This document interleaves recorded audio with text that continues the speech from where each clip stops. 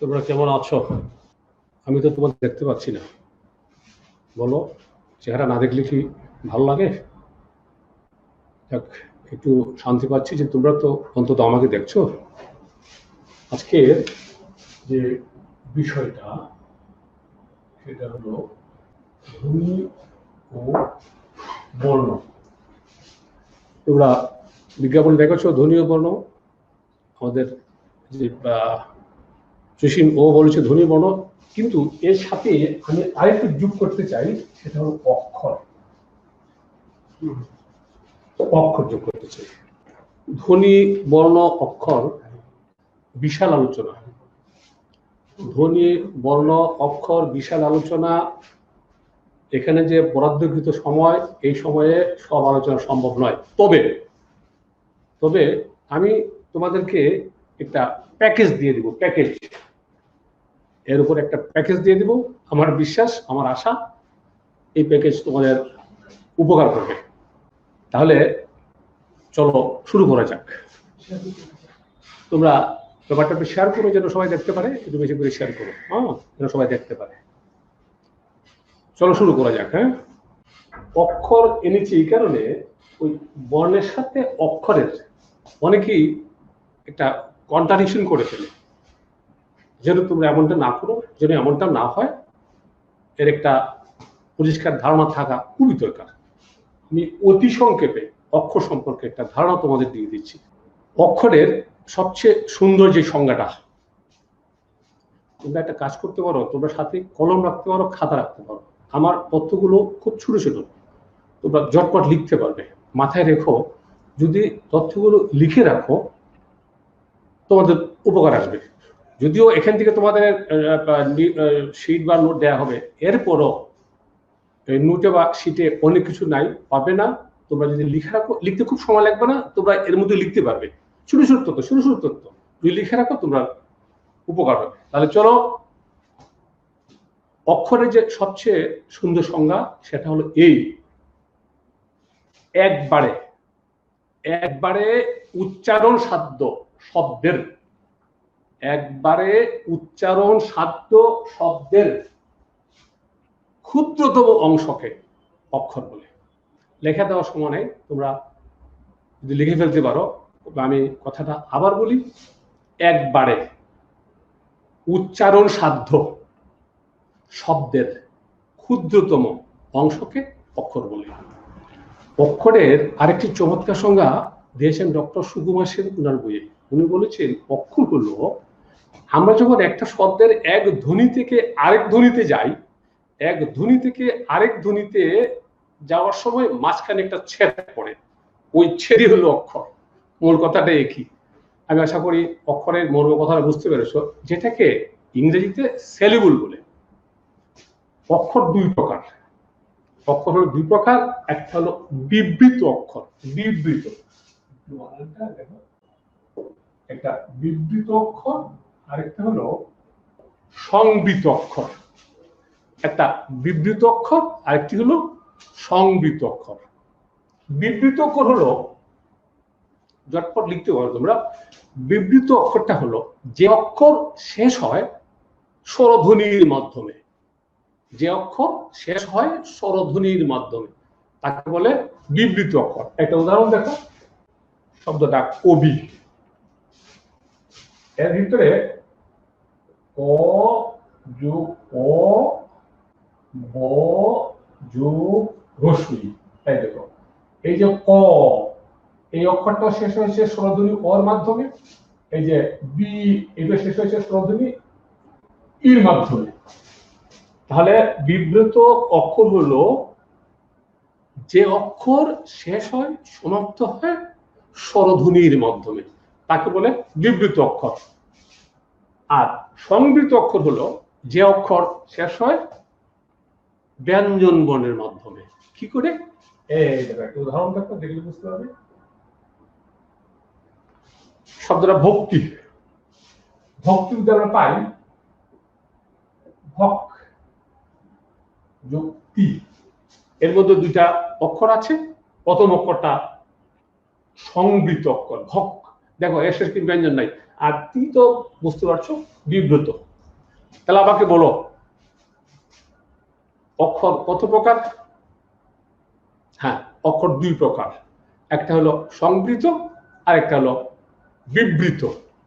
যেটা সংবৃত এটা শেষ হয় ব্যঞ্জনের মাধ্যমে, যেটা বিবৃত এটা শেষ হয় স্বরের মাধ্যমে। আমি আশা করি অক্ষর সম্পর্কে একটা ধারণা তোমাদের হয়েছে। এতটুকু হলেই আমাদের সামনে আগানো যাবে, সমস্যা হবে না। বর্ণের সাথে তোমাদের অক্ষরের আর কোনো সমস্যা হবে না। এবার চলো, আমাদের কিন্তু আজকের মূল আলোচনা বা বড় আলোচনা হলো বর্ণ নিয়ে। ধ্বনি এটা খুব স্বাভাবিক বিষয়, এটা নিয়ে তোমাদের এত বলে আমার দরকার নেই, বলতে হবে না। কিন্তু মূল আলোচনা বর্ণ নিয়ে, বিশাল ব্যাপার বর্ণ। আমি ওই যে বললাম আগে বলেছি একটা প্যাকেজ দিয়ে দিই, আশা করি আমার প্যাকেজ তোমাদের উপকার করবে। তাহলে চলো আমরা বর্ণে চলে যাই। অক্ষর কথা মনে আছে তো? অক্ষরের কথা বলো, অক্ষর কত প্রকার? দুই প্রকার। বলো কি কি বলো বলো। একটা বিবৃত আর একটা সংবৃত। বিবৃত কোনটি? যেটি শেষ হয় স্বরধ্বনির মাধ্যমে। সংবৃত কোনটি? যে অক্ষর শেষ হয় ব্যঞ্জন ধ্বনির মাধ্যমে। ওকে, মনে রাখো। চলো আমরা এবার বর্ণে চলে যাই। সকল ভাষার বর্ণ কি বর্ণমালা বলে, সুতরাং আমাদের ভাষার বর্ণগুলোকে এক কথায় বর্ণমালা বলে। আমাদের বর্ণমালাগুলোকে দুই ভাগে ভাগ করা হয়েছে, একটা হলো স্বরবর্ণ, একটা হলো ব্যঞ্জন বর্ণ। আমরা স্বরবর্ণগুলো নিয়ে আলোচনা শুরু করব। আগে তোমরা একটু দেখে নাও বর্ণগুলো। ও, আ, রস্বই, দীর্ঘই, রস্বউ, দীর্ঘউ, রি, এ, ওই, ও। এগুলো আমাদের স্বরবর্ণগুলো।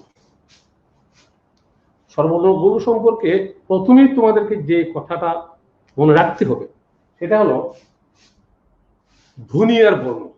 মাথায় রেখো, স্বরধ্বনি কিন্তু 7টি। স্বরধ্বনি হলো 7টি আর বর্ণ হলো 11টি। তথ্যটা খুবই গুরুত্বপূর্ণ। স্বরধ্বনি হলো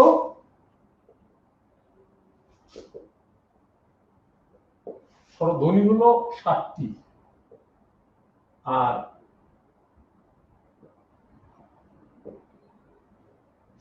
বর্ণ হলো 11টি। সামনে ব্যাখ্যা আছে, প্রাথমিক কথা শুধু মাথায় রেখো যে স্বরধ্বনি 7টি, বর্ণ 11টি। পরীক্ষায় যদি এমন প্রশ্ন আসে, খেয়াল করে দেখো কি চাইছে, স্বরধ্বনি চাইছে না বর্ণ চাইছে। এমন প্রশ্ন কিন্তু ব্যঞ্জনেও আছে। আমি দেখেছি একবার ব্যঞ্জনে এমন প্রশ্ন আসছিল, ওই ভুল উত্তর করে দিয়ে আসছে। বলছে ব্যঞ্জন ধ্বনি কটি, ও দিয়ে আছে ব্যঞ্জন বর্ণ। এটা পরে আলোচনা করবো আমরা, জাস্ট আমি উদাহরণের জন্য কথা বললাম। তাহলে স্বরধ্বনি কয়টি? 7টি। স্বরবর্ণ কয়টি? 11টি। এই তথ্য মনে রাখবা। এবার দেখো, এই যে আমাদের স্বরবর্ণগুলো আছে না, এদের এত পরিচয় এখানে সম্ভব দেওয়া।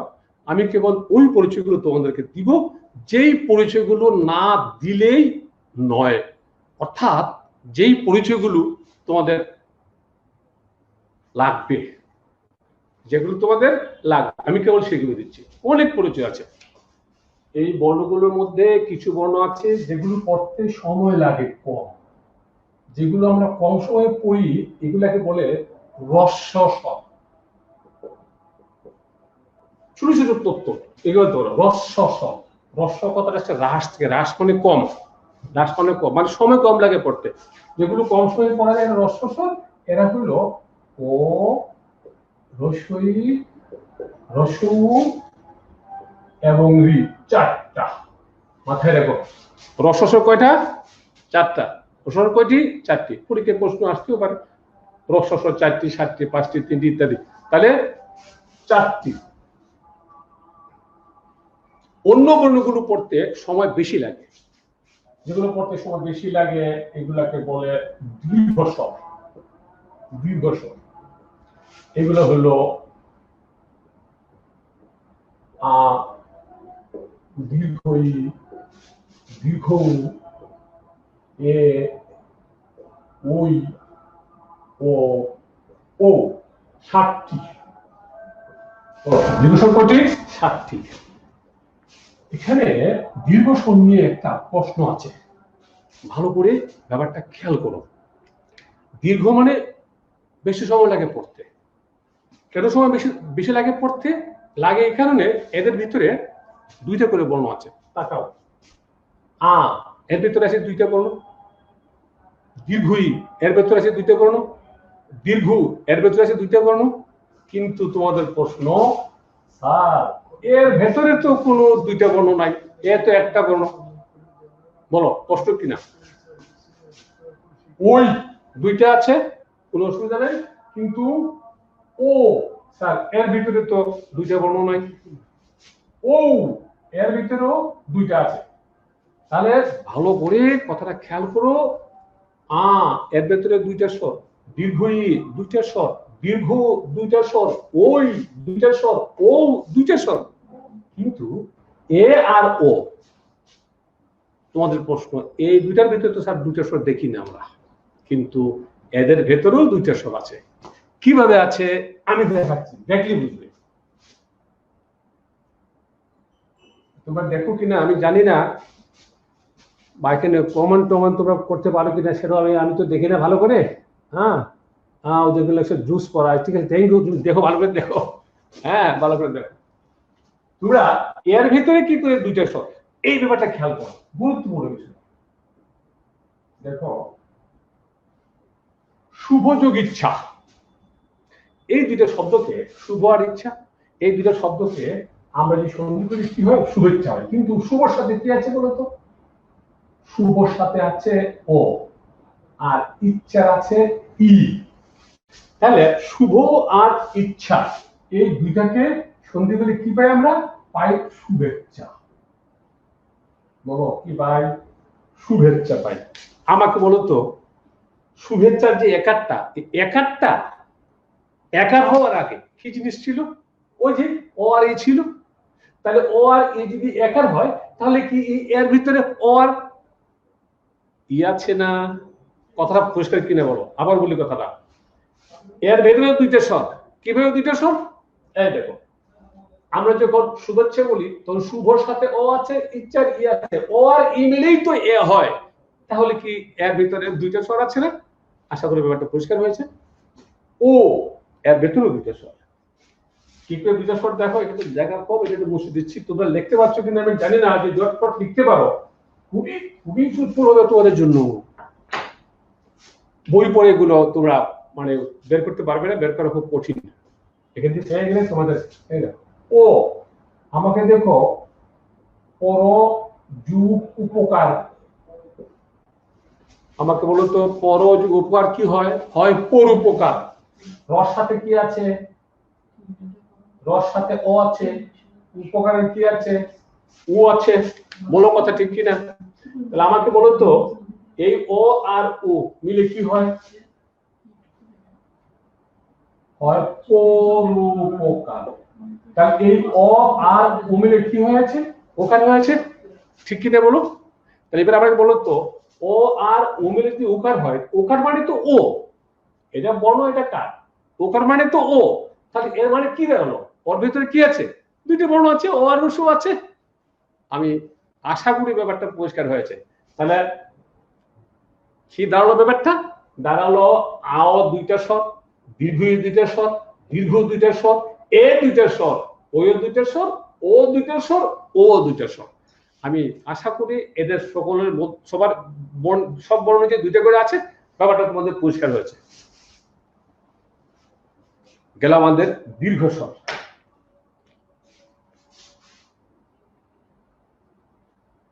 এরপরে আছে মৌলিক স্বর। মৌলিক স্বর, মৌলিক স্বর হলো ও, আ, রসই, রসু, এ, ও এবং এ। মৌলিক স্বর 7টা। মৌলিক স্বর 7টা। তোমাদের প্রশ্ন, স্যার ওতে একটা বর্ণ আছে, ব্যাপারটা আমরা ঠিক আছে, ওতে একটা একটা মৌলিক স্বর, ই মৌলিক স্বর, ও মৌলিক স্বর, এ মৌলিক স্বর, ও মৌলিক স্বর, কিন্তু স্যার আ কি করে মৌলিক স্বর হয়? কারণ আর ভেতরে তো দুইটা অ আছে। বলো প্রশ্ন কিনা? অ একটা, কিন্তু আ একটা নয়। আ কি? দুইটা ও মিলে আ। তাহলে প্রশ্ন এটা মৌলিক হলো কি করে? হ্যাঁ দেখো দেখো কি করে এটা মৌলিক হলো, ব্যাপারটা ভালো করে খেয়াল করো। দেখো রস্বই যোগ রস্বই হয় দীর্ঘই। এর অর্থ হলো ই ই ই, ঠিক কিনা বলো তো? ই ই ই, উ উ উ, দীর্ঘ, ঠিক কিনা বলো তো? আচ্ছা এবার আমাকে তোমরা বলো, ব্যাপারটা ভালো করে লক্ষ্য করো, অতীব গুরুত্বপূর্ণ জিনিস, বই পড়ে বের করা সম্ভব নয়। এই দেখো ই ই যদি ই হয় তাহলে তো ও ও ও হবার কথা, ঠিক কিনা বলো? ই ই ই হলে ও ও কি হয়? ও হয় না, ওর কথা না। কিন্তু না, ও ও কি হয়? আ হয়। তাহলে আমাকে বলো তো দেখি, যদি ও ও আ হয় তাহলে কি ওই স্বরটা ঠিক থাকে? আ বললে কি একটা নতুন স্বর চলে আসে না? হ্যাঁ একটা নতুন স্বর চলে আসে, সেই জন্য সেটা একটা নতুন স্বর, এটা একটা মৌলিক স্বর। তাহলে 7টা। আমাকে বলো ব্যাপারটা কি পরিষ্কার হয়েছে? ও ও ও হওয়ার কথা, কিন্তু না, ও ও আ হয়। তা আ হলে আ একটা স্বর চলে আসে। বলো ব্যাপারটা কি পরিষ্কার হয়েছে? আমি এখানে আবার দেখাচ্ছি, তোমরা দেখো। একটা, দুইটা, তিনটা, চারটা, পাঁচটা, ছয়টা।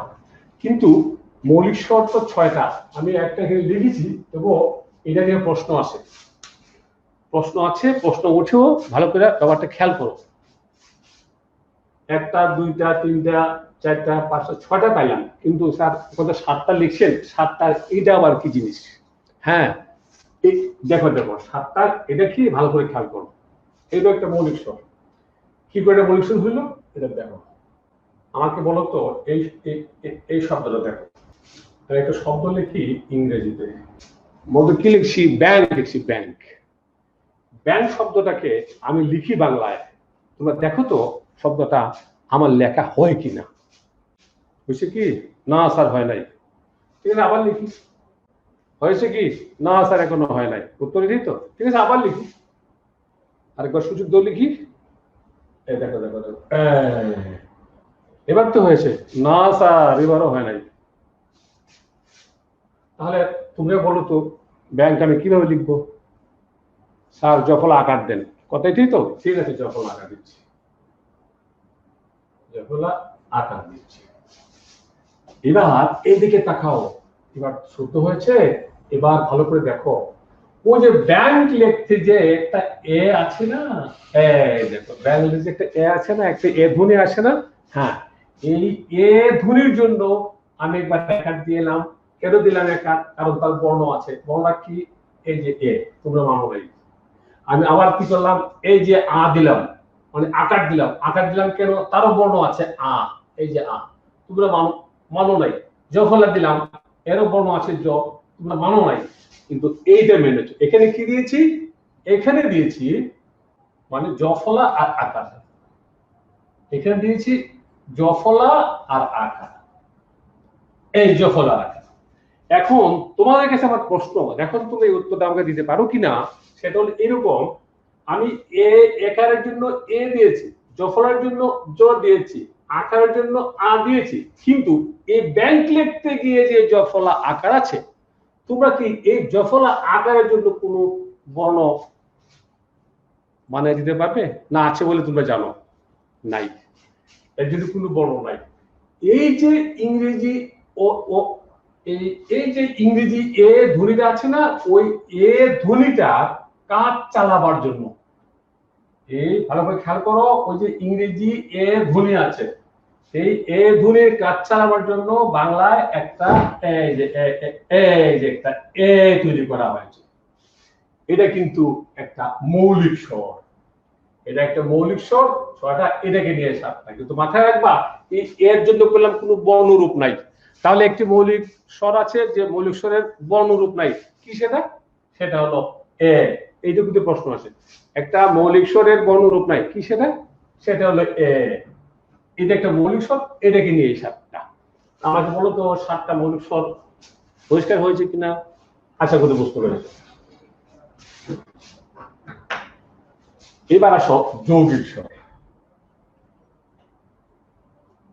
বলো মৌলিক স্বর কয়টি? 7টি। দীর্ঘ স্বর কয়টি? 7টি। হ্রস্ব স্বর কয়টি? 4টি। মাথায় রেখো, বর্ণগুলোর সংখ্যা মনে রাখতে হবে, বর্ণগুলোর চেহারা মনে রাখতে হবে। পরীক্ষায় চেহারাও আসে, সংখ্যাও আসে। যৌগিক স্বরের আরেক নাম হলো দ্বিস্বর। এর আরেক নাম হলো সন্ধক্ষর। সন্ধ্যা না, জফলাব্দ, সন্ধক্ষর। সন্ধক্ষর এ হলো, একটা হইলো ওই, আরেকটা হইলো ও, দুইটা। যৌগিক স্বর দ্বিস্বর বা সন্ধক্ষর কয়টা? দুইটা।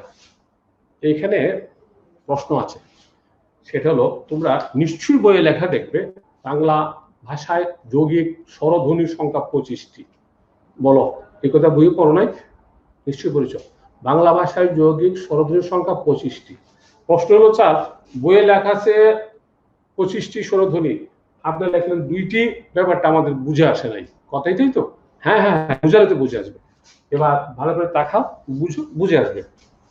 দেখো এই যে বই আছে, বই, ব সাথে আছে ও, এরপরে আছে রসুই। আমাকে বলো তো বই কথা, যে এই যে বই শব্দটা, বই, বই লিখতে গিয়ে আমরা বর সাথে কি পাই? ও পাই। তারপরে কি আছে? রসুই আছে। তাহলে আমাকে বলো তো বর পরে যে ধ্বনিটা বা উচ্চারণটা কি? সেটা সেটা ওই, ও আর রসি, ওই। এই যে ওই ধ্বনিটা, এই ওই ধ্বনির জন্য একটা বর্ণ করা হয়েছে, সেটা হলো এই যে এই বর্ণটা। আবার দেখো এটা কি লিখেছি? লিখেছি বউ। দেখো বউ লিখতে বর সাথে কি আছে? ও আছে, এর সাথে কি আছে? রসু আছে। তুমি আমাকে বলো কি এই যে বর পরে উচ্চারণটা, বউ লিখতে বর পরে উচ্চারণটা কি? ও। এই ও এর জন্য একটা বর্ণ করা হয়েছে, সেটা হলো এই যে এটা। এইবার তোমরা দেখতে পাচ্ছ কিনা আমি তো বুঝতেও পারছি না, তোমরা বলছো কিনা আমাকে? হ্যাঁ হ্যাঁ, আচ্ছা এবার দেখো, সব তো দেখতেও পাই না আমি। আচ্ছা এইবার এটাই মুছে দিলাম, লেখা হয়ে গেছে নিশ্চয়ই তোমাদের, এটাই মুছে দিলাম। এবার তোমরা এই শব্দ বলো কি কি লিখেছি? ভাই লিখেছি, ভাই। ভাইয়ের সাথে কি আছে দেখো তো, ভর সাথে আছে আ, এরপরে আছে রসুই। আমাকে বলো তো এই উচ্চারণটা কি? এই উচ্চারণটা কি? উচ্চারণটা আই। আর রসি উচ্চারণটা কি? আই। এবার আমার প্রশ্ন তোমাদের কাছে, তোমরা আমাকে বলো ওই এর জন্য যদি একটি বর্ণ হয়, ও এর জন্য যদি একটা বর্ণ হয়, তাহলে কি আই এর জন্য একটা বর্ণ দরকার না? কিন্তু এরকম ধ্বনি বাংলায় 25টা আছে। অবশ্য 25টার কথা আছে। আমাদের ভাষা বিজ্ঞানী মোহাম্মদ আব্দুল হাই, উনি উনার বইয়ে লেখেন 31টি। পবিত্র সরকার উনি লিখেছেন ওনার বইয়ে 17টি। সুনীতি কুমার চট্টোপাধ্যায় উনি লিখেছেন ওনার বইয়ে 25টি। আমাদের যে বোর্ডের বা গভর্নমেন্টের বইটা, ওই বইয়ের মধ্যে বেশিরভাগ ক্ষেত্রেই সুনীতি কুমার চট্টোপাধ্যায়ের অভিমত গ্রহণ করা হয়েছে। তাহলে উনি বলছেন 25টি। এবার 25টির মধ্যে খুবই গুরুত্বপূর্ণ এই একটা প্রশ্নের ক্ষেত্র করলাম, আসছে কিন্তু প্রশ্ন অনেকবার, খুবই গুরুত্বপূর্ণ কথাটা খেয়াল করো। ওই 25টি ধ্বনি থেকে দুইটা ধ্বনির জন্য এই দুইটা বর্ণ আছে, অন্যগুলো ধ্বনির জন্য কোনো বর্ণ নাই। এই 25টা বর্ণের তালিকা দেওয়া আছে আমাদের বই, অবশ্য 25টা দেওয়া নাই। তোমরা যে বইটা পড়ো, বইয়ের বইটা অন্যান্য বই বা যেটা ভাষা প্রকাশ বাংলা ব্যাকরণ, ঠিক 25টে সুন্দর করে দেওয়া আছে। আমি আরো দুইটা দেখাই, তোমার ধারণা পরিষ্কার করতে। শব্দটা বিয়ে, শব্দটা বিয়ে। বর সাথে কি আছে? বজু রসি আছে। অন্তত সাথে কি আছে? এই দেখো এ আছে। তাহলে এখানে শর্টটা কি? ইয়ে। এই ইয়ের জন্য কোনো বর্ণ নাই। আবার দেখো, আরো দেখতে দেখো, এটা কি লিখেছি? লিখেছি দুই। দশ সাথে কি আছে? রসু আছে। এরপরে কি আছে? রসি আছে। উচ্চারণে কি হলো? উই। এই উইয়ের জন্য তো কোনো বর্ণ নাই। এরকম 25টা ধ্বনি আছে, এরকম 25টা ধ্বনি আছে। খুবই গুরুত্বপূর্ণ কথা মাথায় রেখো, প্যাচ লাগিয়ে দিও না। তাহলে ধ্বনি হলো 25টি, আর ওই 25টি ধ্বনি থেকে দুইটা ধ্বনির জন্য দুইটা বর্ণরূপ আছে।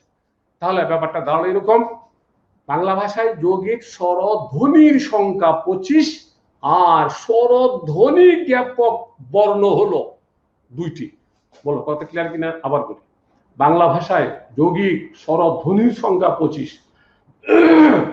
বাংলা ভাষায় যৌগিক স্বরধ্বনির সংখ্যা 25, আর যৌগিক স্বরধ্বনি জ্ঞাপক বর্ণের সংখ্যা হলো 2। আশা করি ব্যাপারটা বুঝতে পেরেছো। গুরুত্বপূর্ণ জিনিস এখান থেকে পেলাম, প্রশ্ন পরীক্ষায় আসছে, মাথায় রাখো কি আসে পরীক্ষায়? বর্ণনা ধ্বনি, বাংলা ভাষায় যৌগিক স্বরধ্বনি, ধ্বনি দেখবা শেষের দিকে 25টা। বাংলা ভাষায় যৌগিক স্বরধ্বনি জ্ঞাপক বর্ণ, বর্ণ দেখবা তো 2টা। বলো ধ্বনি কয়টা? 2টা। বর্ণ কয়টা?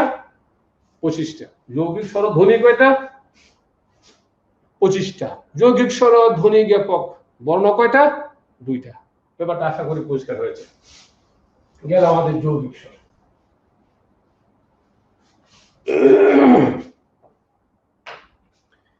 এই বর্ণগুলো, আমাদের এই বর্ণগুলোর একটা পরিচয় আছে, সেটা হলো জন্মস্থানের নাম অনুসারে। জন্মস্থানের নাম অর্থ বর্ণগুলোর উচ্চারণ স্থান। তাহলে এদের উচ্চারণ স্থান অনুসারে এদের আবার নাম আছে। এই নামগুলো মনে রাখতে হবে, দেখতে হবে। আমি একটু দেখাচ্ছি, তোমরা ঝটপট লিখে নিতে পারো। ও আ, এই দুটার জন্ম হলো কণ্ঠে, এই কারণে এই দুটা বর্ণকে কণ্ঠ বর্ণ বলে। কণ্ঠ বর্ণ। রস্বই দীর্ঘই, এই দুই বর্ণের জন্ম হলো তালুতে, সেই কারণে একে তালব্য বর্ণ বলে। তালব্য বর্ণ বলে। রস্য দীর্ঘ, এই দুই বর্ণের জন্ম হলো ওষ্ঠে, এই কারণে ওষ্ঠ বর্ণ বলে। ওষ্ঠ, ওষ্ঠ মানে ঠোঁট, কিন্তু আবার বলে ফেলো না ঠুষ্ট বর্ণ, হবে না, ওষ্ঠ বর্ণ। রি, এর জন্ম হলো মূর্ধায়। মূর্ধায়, এর নাম হলো মূর্ধন্য বর্ণ। মূর্ধা হলো উপরের দাঁত, উপরের দাঁতের যে গোড়া আছে, গোড়ার ঠিক উপরের যে জায়গাটা, জায়গাটা গর্ত গর্ত, জিহ্বাতে কোষা দিলে পাইবা গর্ত গর্ত জায়গা, এই জায়গাটা বাংলায় বলে মূর্ধা, ইংরেজিতে বলে হার্ট প্যালেট। প্লেট না প্যালেট, হার্ট প্যালেট। মূর্ধা বা হার্ট প্যালেট, এর উচ্চারণ করতে ওই জিহ্বাটা ওই মূর্ধায় বা হার্ট প্যালেটে লাগে না, কইলাম ওখান থেকে উচ্চারিত হয়। যেমন এই দেখো রি, লাগবে না, জাস্ট ওখান থেকে উচ্চারিত হবে, এই জন্য মূর্ধা। ওই এই দুই বর্ণের জন্য দুটো স্থান দরকার হয়। একটা হলো কণ্ঠ আর তালু। কণ্ঠ আর তালু, সে কারণে এই দুটোকে একসাথে বলে কণ্ঠ তালব্য বর্ণ। কণ্ঠ তালব্য বর্ণ, কণ্ঠ তালব্য বর্ণ। ও ও, এই দুটো বর্ণের জন্য দুটো জায়গা দরকার হয়, কণ্ঠ আর ওষ্ঠ। সেই জন্য এই দুটো বর্ণকে একসাথে বলে কণ্ঠস্থ। কণ্ঠস্থ বর্ণ একসাথে বলে কণ্ঠস্থ বর্ণ। কণ্ঠ ওষ্ঠ সন্ধি করলে হয় কণ্ঠস্থ, কণ্ঠস্থ বর্ণ। তাহলে আমাকে বলো এই নামগুলো পরিষ্কার হয়েছে? অ আ কণ্ঠ বর্ণ, রস্বই দীর্ঘ তালব্য বর্ণ, রস্ব দীর্ঘ ওষ্ঠ বর্ণ, রি মূর্ধন্য বর্ণ, এ ওই কণ্ঠ তালব্য বর্ণ, ও ও কণ্ঠস্থ বর্ণ। পরীক্ষায় প্রশ্ন আসতে পারে, আসছো আমি দেখেছি, নিচের কোনটি কণ্ঠস্থ বর্ণ? কোনটি কণ্ঠস্থ বর্ণ নয় প্রশ্ন আসছে আমি দেখেছি। তোমরা আজকে ক্লাসটা করার পরে ওই বিভিন্ন পরীক্ষার প্রশ্ন খুঁজবে, দেখবে এগুলো পাবে। তাহলে আশা করি এগুলো লেখা হয়ে গেছে, মুছে দিলাম। প্লিজ তোমরা লিখো কিন্তু, লিখো কিন্তু, লিখো কিন্তু, লিখো কিন্তু।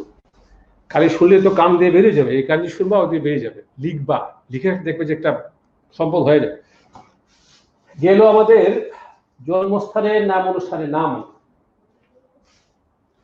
এবার আসো আমাদের বর্ণগুলোর সংক্ষিপ্ত রূপ আছে, যেগুলোকে কার বলে, কার বলে বা সংক্ষিপ্ত রূপও বলে। তাহলে স্বরবর্ণগুলোর সংক্ষিপ্ত রূপ কার নামে অভিহিত, স্বরবর্ণের সংক্ষিপ্ত রূপ কার নামে অভিহিত। কার চিহ্ন হলো 10টি। এই যে 10টি। কার চিহ্ন কয়টি? 10। বলো কার চিহ্ন কয়টি? 10টি। বর্ণ কয়টি? 11টি। তাহলে কার নাই, কার দেখো ও ও এর কার চিহ্ন নেই। মাথায় রেখো এই বর্ণটিকে নীলিন বর্ণ বলে। নীলিন, নীলিন, নীলিন মানে লুকায়িত। মানে এই ধ্বনিটা বা এই বর্ণটা সমস্ত ব্যঞ্জনের ভেতরে নীলিন হয়ে আছে, মানে লুকিয়ে আছে। সেই কারণে এর আর বাড়তি কারের প্রয়োজন নেই বা প্রয়োজন পড়ে না। তাহলে বলো কার নাই, কার ওর, ওকে কি বর্ণ বলে? নীলিন বর্ণ। এটা তো পরীক্ষা আসে বেশি। নীলিন বর্ণ। ওকে কি বর্ণ বলে? নীলিন বর্ণ বলে। ওকে কি বর্ণ বলে? নীলিন বর্ণ বলে। তাহলে কার চিহ্ন কয়টি? 10টি। বর্ণ কয়টি? 11টি। কোন বর্ণের কার চিহ্ন নেই? ও এর কার চিহ্ন নেই। ওকে কি বর্ণ বলে? নীলিন বর্ণ বলে। কেন বলে নীলিন বর্ণ? কারণ সে সমস্ত ব্যঞ্জনের ভেতর লুকিয়ে আছে বা নীলিন হয়ে আছে। পরীক্ষায় নীল বর্ণ আসছে আমি দেখেছি কোন পরীক্ষায়। আশা করি এটা পরিষ্কার হয়েছে। এবার আসো মাত্রা। মাত্রা, মাত্রা হলো বর্ণের উপরে রেখা। বর্ণের উপর রেখাকে মাত্রা বলে। কিছু স্বরবর্ণ আছে পুরো মাত্রা, কিছু আছে নেই, কিছু আছে অর্ধেক। তাহলে পূর্ণমাত্রার স্বর, পূর্ণমাত্রার স্বর হলো ও, আ, রস্বই, রস্বউ, দীর্ঘ। ও, আ, রস্বই, রস্বউ, দীর্ঘ। দীর্ঘ আবার একটা আছে যে রস্বই, দীর্ঘই, রস্বই, 6টা।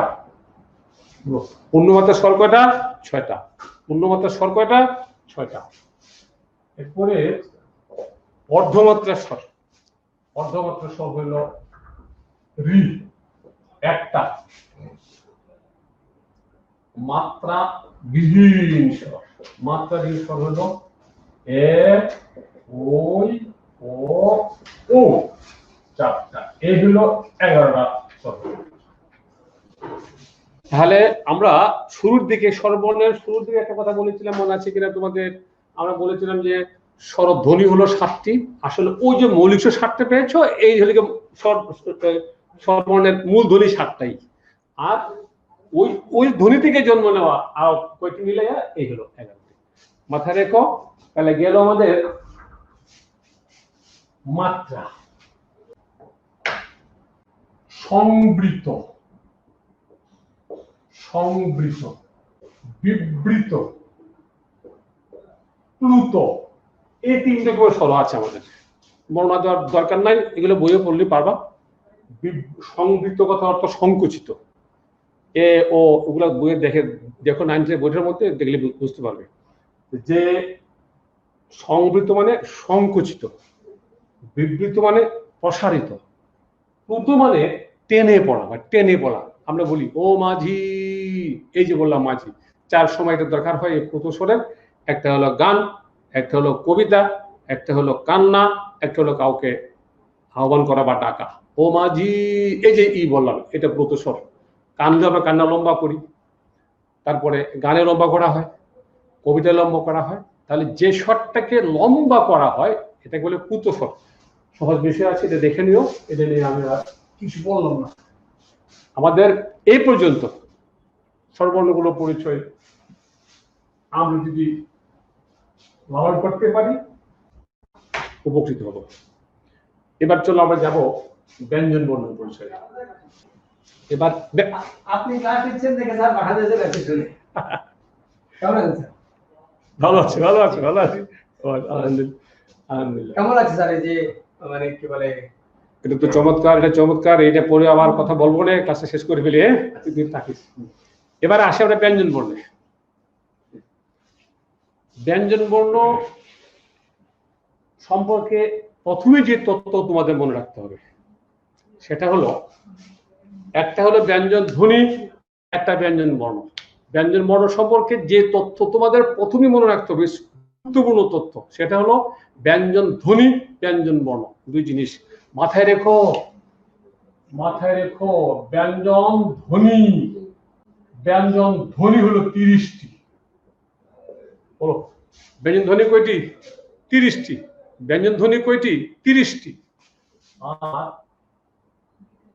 ব্যঞ্জন বর্ণ হলো 39টি। প্রশ্ন স্যার ব্যাপারটা খুলে বলেন, ধ্বনি 30টি, বর্ণ 39টি, ব্যাপারটা বুঝলাম না। ব্যাপারটা হলো, মাথায় রেখো, কথাটা মাথায় রাখবা যে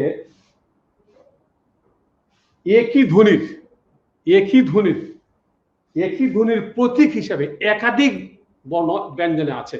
কথাটা ভালো করে শোনো, একই ধ্বনির একাধিক প্রতীক ব্যঞ্জনে আছে।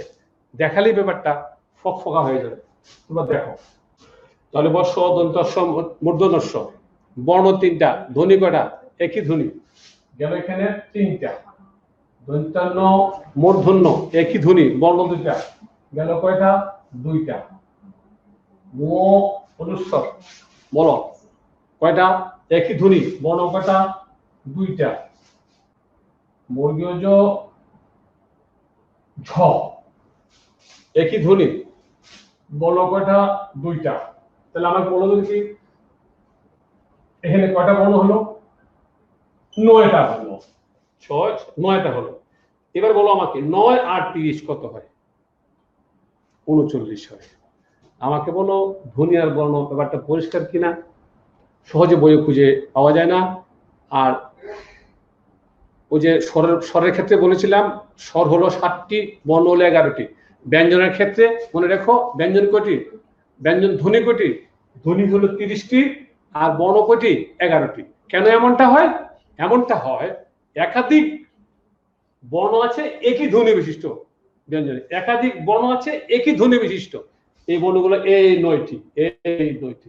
আমি আশা করি বর্ণ আর ধ্বনি তোমাদের পরিষ্কার হয়েছে। বলো তো ব্যঞ্জন ধ্বনি কয়টি?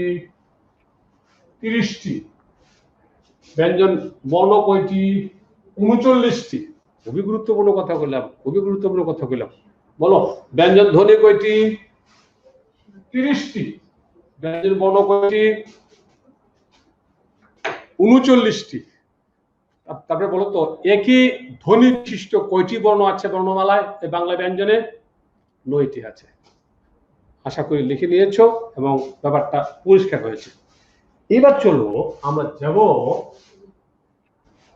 এই বর্ণগুলোকে প্রথমত বা প্রধানত যে নামে ডাকা হয় স্পর্শ বর্ণ। এটাকে ডাকা হয় স্পর্শ বর্ণ। কেন বলে স্পর্শ বর্ণ?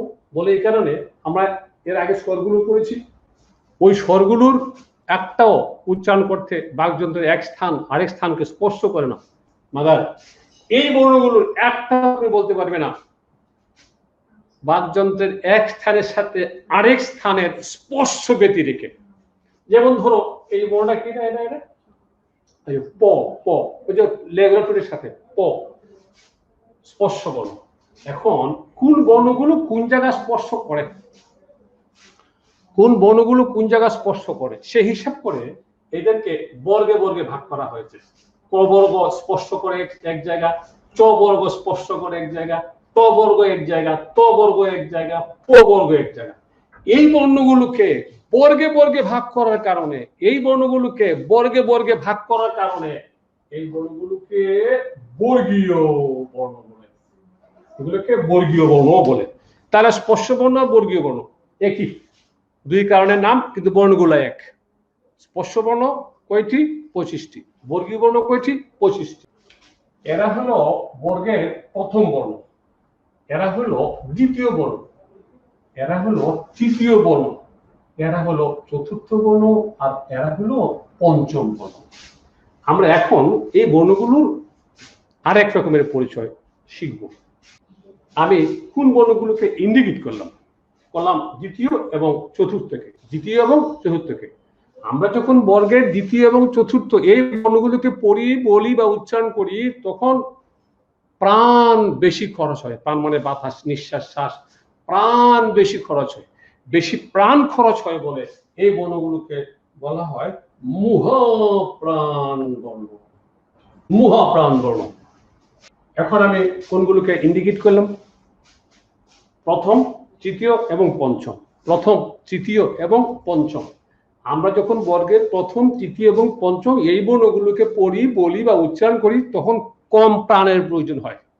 কম প্রাণের প্রয়োজন হয় বলে এই বর্ণগুলোকে বলা হয় অল্প প্রাণ বর্ণ।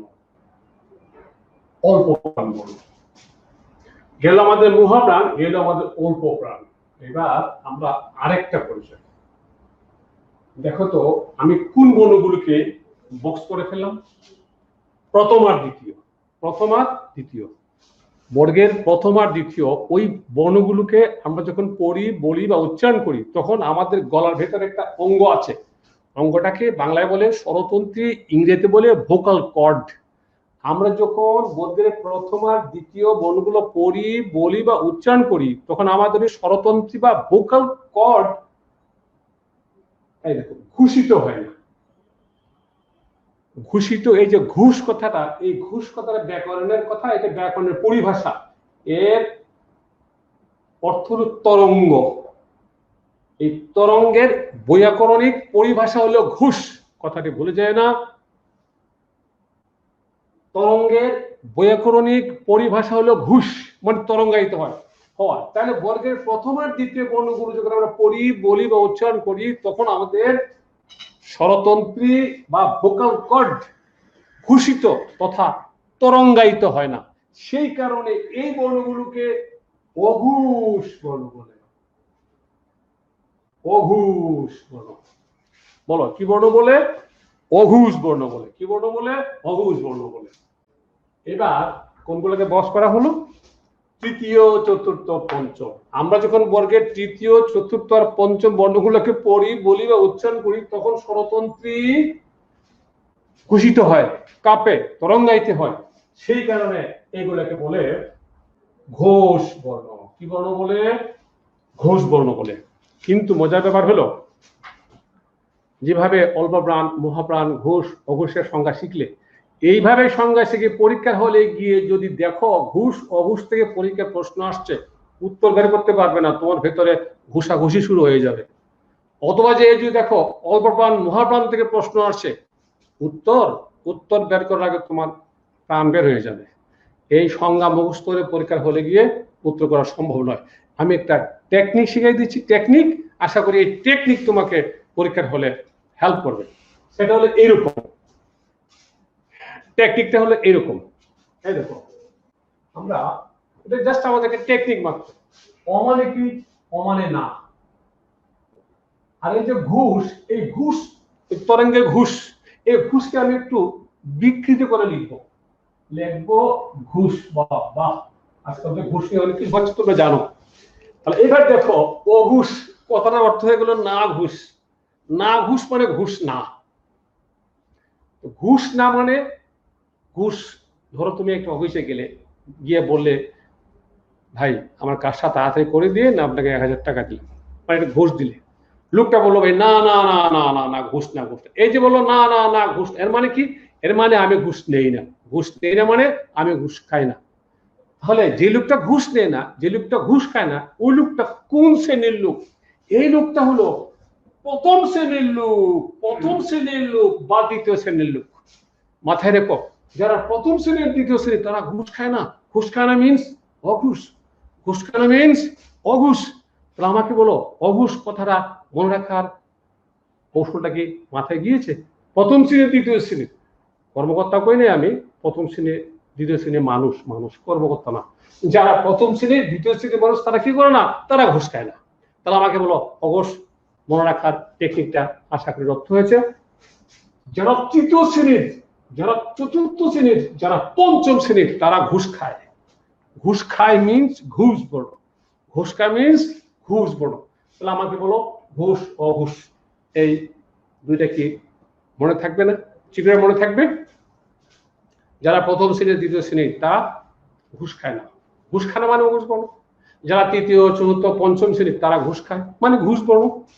পরিষ্কার হয়ে গেল আমাদের ঘুষ আর অঘুষ। এবার অল্প প্রাণ মহাপ্রাণ একদম রাখতে হবে টেকনিকে। সংজ্ঞা শিক্ষা পরীক্ষার হলে গিয়ে অল্প প্রাণ মহাপ্রাণ বের করা খুবই কঠিন। টেকনিক হলো মাথায় রাখবা জোড় সংখ্যার বর্ণগুলো হলো মহাপ্রাণ। এই দেখো 2 আর 4 জোড় সংখ্যার বর্ণগুলো মহাপ্রাণ আর বিজোড় সংখ্যার বর্ণগুলো অল্প প্রাণ। বলো জোড় সংখ্যা মহাপ্রাণ, বিজোড় সংখ্যা অল্প প্রাণ। আবার জোড় সংখ্যা মহাপ্রাণ, বিজোড় সংখ্যা অল্প প্রাণ। ঘুষ খায় 3 4 5, ঘুষ খায় না 1 2 মানে প্রথম দ্বিতীয়। আমাকে বলো অল্প প্রাণ মহাপ্রাণ ঘুষ অঘুষ পরিষ্কার হয়েছে কিনা? আচ্ছা আমি একটু নমুনা দেখাচ্ছি। প্রসঙ্গে মনে পড়ছে 25তম বিসিএস এর, দেখো 25তম বিসিএস এর প্রশ্নটা আসছিল। সময় কম কি করবো, তোমার দেখাচ্ছি। দেখো আসছিল, দেখতে পাচ্ছ কিনা নিচের কোনটি অল্প প্রাণ অঘুষ ধ্বনি? নিচের কোনটি অল্প প্রাণ অঘুষ ধ্বনি? 25তম বিশেষের প্রশ্ন। নিচের কোনটি অল্প প্রাণ অঘুষ ধ্বনি? এগুলো উত্তর নাই, উত্তর নাই, এগুলো সিরিয়াল দিয়েছেন, সিরিয়াল উত্তর নয়। তাহলে উত্তর ছিল এই, দেখো উত্তর ছিল চোখ। এবার এই জাতীয় প্রশ্নের উত্তর বের করার ফলে একটা টেকনিক আছে। তুমি যদি পরীক্ষার হলে গিয়া নিচের কোনটি অল্প প্রাণ অঘুষ, অল্প প্রাণ অঘুষ দুটাকে একসাথে খুঁজো, একটাও খুঁজে পাবে না, সময় চলে যাবে। একটা একটা করে বের করতে হবে। নিচের কোনটি অল্প প্রাণ, এখানে থেমে যাও। ও অল্প প্রাণ তো বিজোড় সংখ্যা, ঝটপট একটু তাকে দেখে নাও। পাইতে পারো 1, পাইতে পারো 3, পাইতে পারো 5। 1 3 5 থাকতে পারে, সময় লাগবে না। আগে থেকে তথ্য মাথায় থাকলে সময় মুঠিয়ে লাগবে না, দেখলেই হবে। নিচের কোনটি অল্প প্রাণ, এরপরে আসবে না, টাকাবানের পরে ওই অল্প প্রাণ বিজোড় সংখ্যা। ও পাইছি 1 3 5। হ্যাঁ তারপরে কি বলছে দেখো অঘুষ। ও আচ্ছা আচ্ছা, অঘুষ তো ঘুষ খায় না, যারা ঘুষ খায় না প্রথম আর দ্বিতীয়। তাহলে প্রথম না, সে বিজোড় সংখ্যাও এবং সে প্রথম বর্ণ। এই উত্তর ছিল চ। আমাকে বলো তো তোমাদের পরীক্ষায় প্রশ্ন এলো নিচের কোনটি মহাপ্রাণ ঘুষ ধ্বনি? কি করবা বলো? উত্তর দিতে পারবা? নিচের কোনটি মহাপ্রাণ ঘুষ ধ্বনি? নিচের কোনটি মহাপ্রাণ ঘুষ ধ্বনি? এবার বের করবা নিচের কোনটি মহাপ্রাণ। ও আচ্ছা, মহাপ্রাণ তো জোড় সংখ্যা, তার 2 আর 4 থাকতে পারে। ঘুষ, ও ঘুষ খায় তো 3 4 5। আরে 3 4 5 যে থাকতে পারে। আমাকে বলো ব্যাপারটা কি প্রশ্ন হয়েছে কিনা?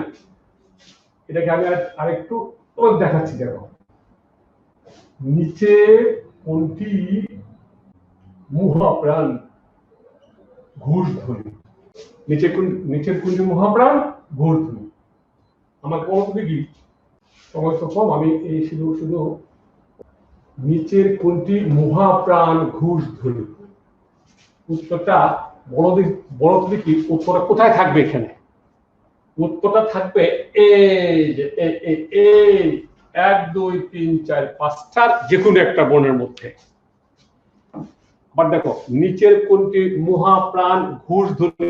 প্রথমে মহাপ্রাণ। ও আচ্ছা আচ্ছা, মহাপ্রাণ তো যারা জোড় সংখ্যা, মহাপ্রাণ তো জোড় সংখ্যা। তাহলে 2 আর 4, 1 2 3 4, 4 মধ্যে পড়ছে। ও তারপরে কি বলছে? ঘুষ। আচ্ছা ঘুষ খায়, ঘুষ খায় 3 4 5। তাহলে দেখো 3 4 5, এই 3 4 5 ঘুষ খায়। তাহলে এই সিরিয়ালের এই ঘ ঝ ঢ ধ ভ এই সিরিয়ালের 5টা বর্ণের যে কোনো একটা হবে। বলো কথাটা পরিষ্কার কিনা?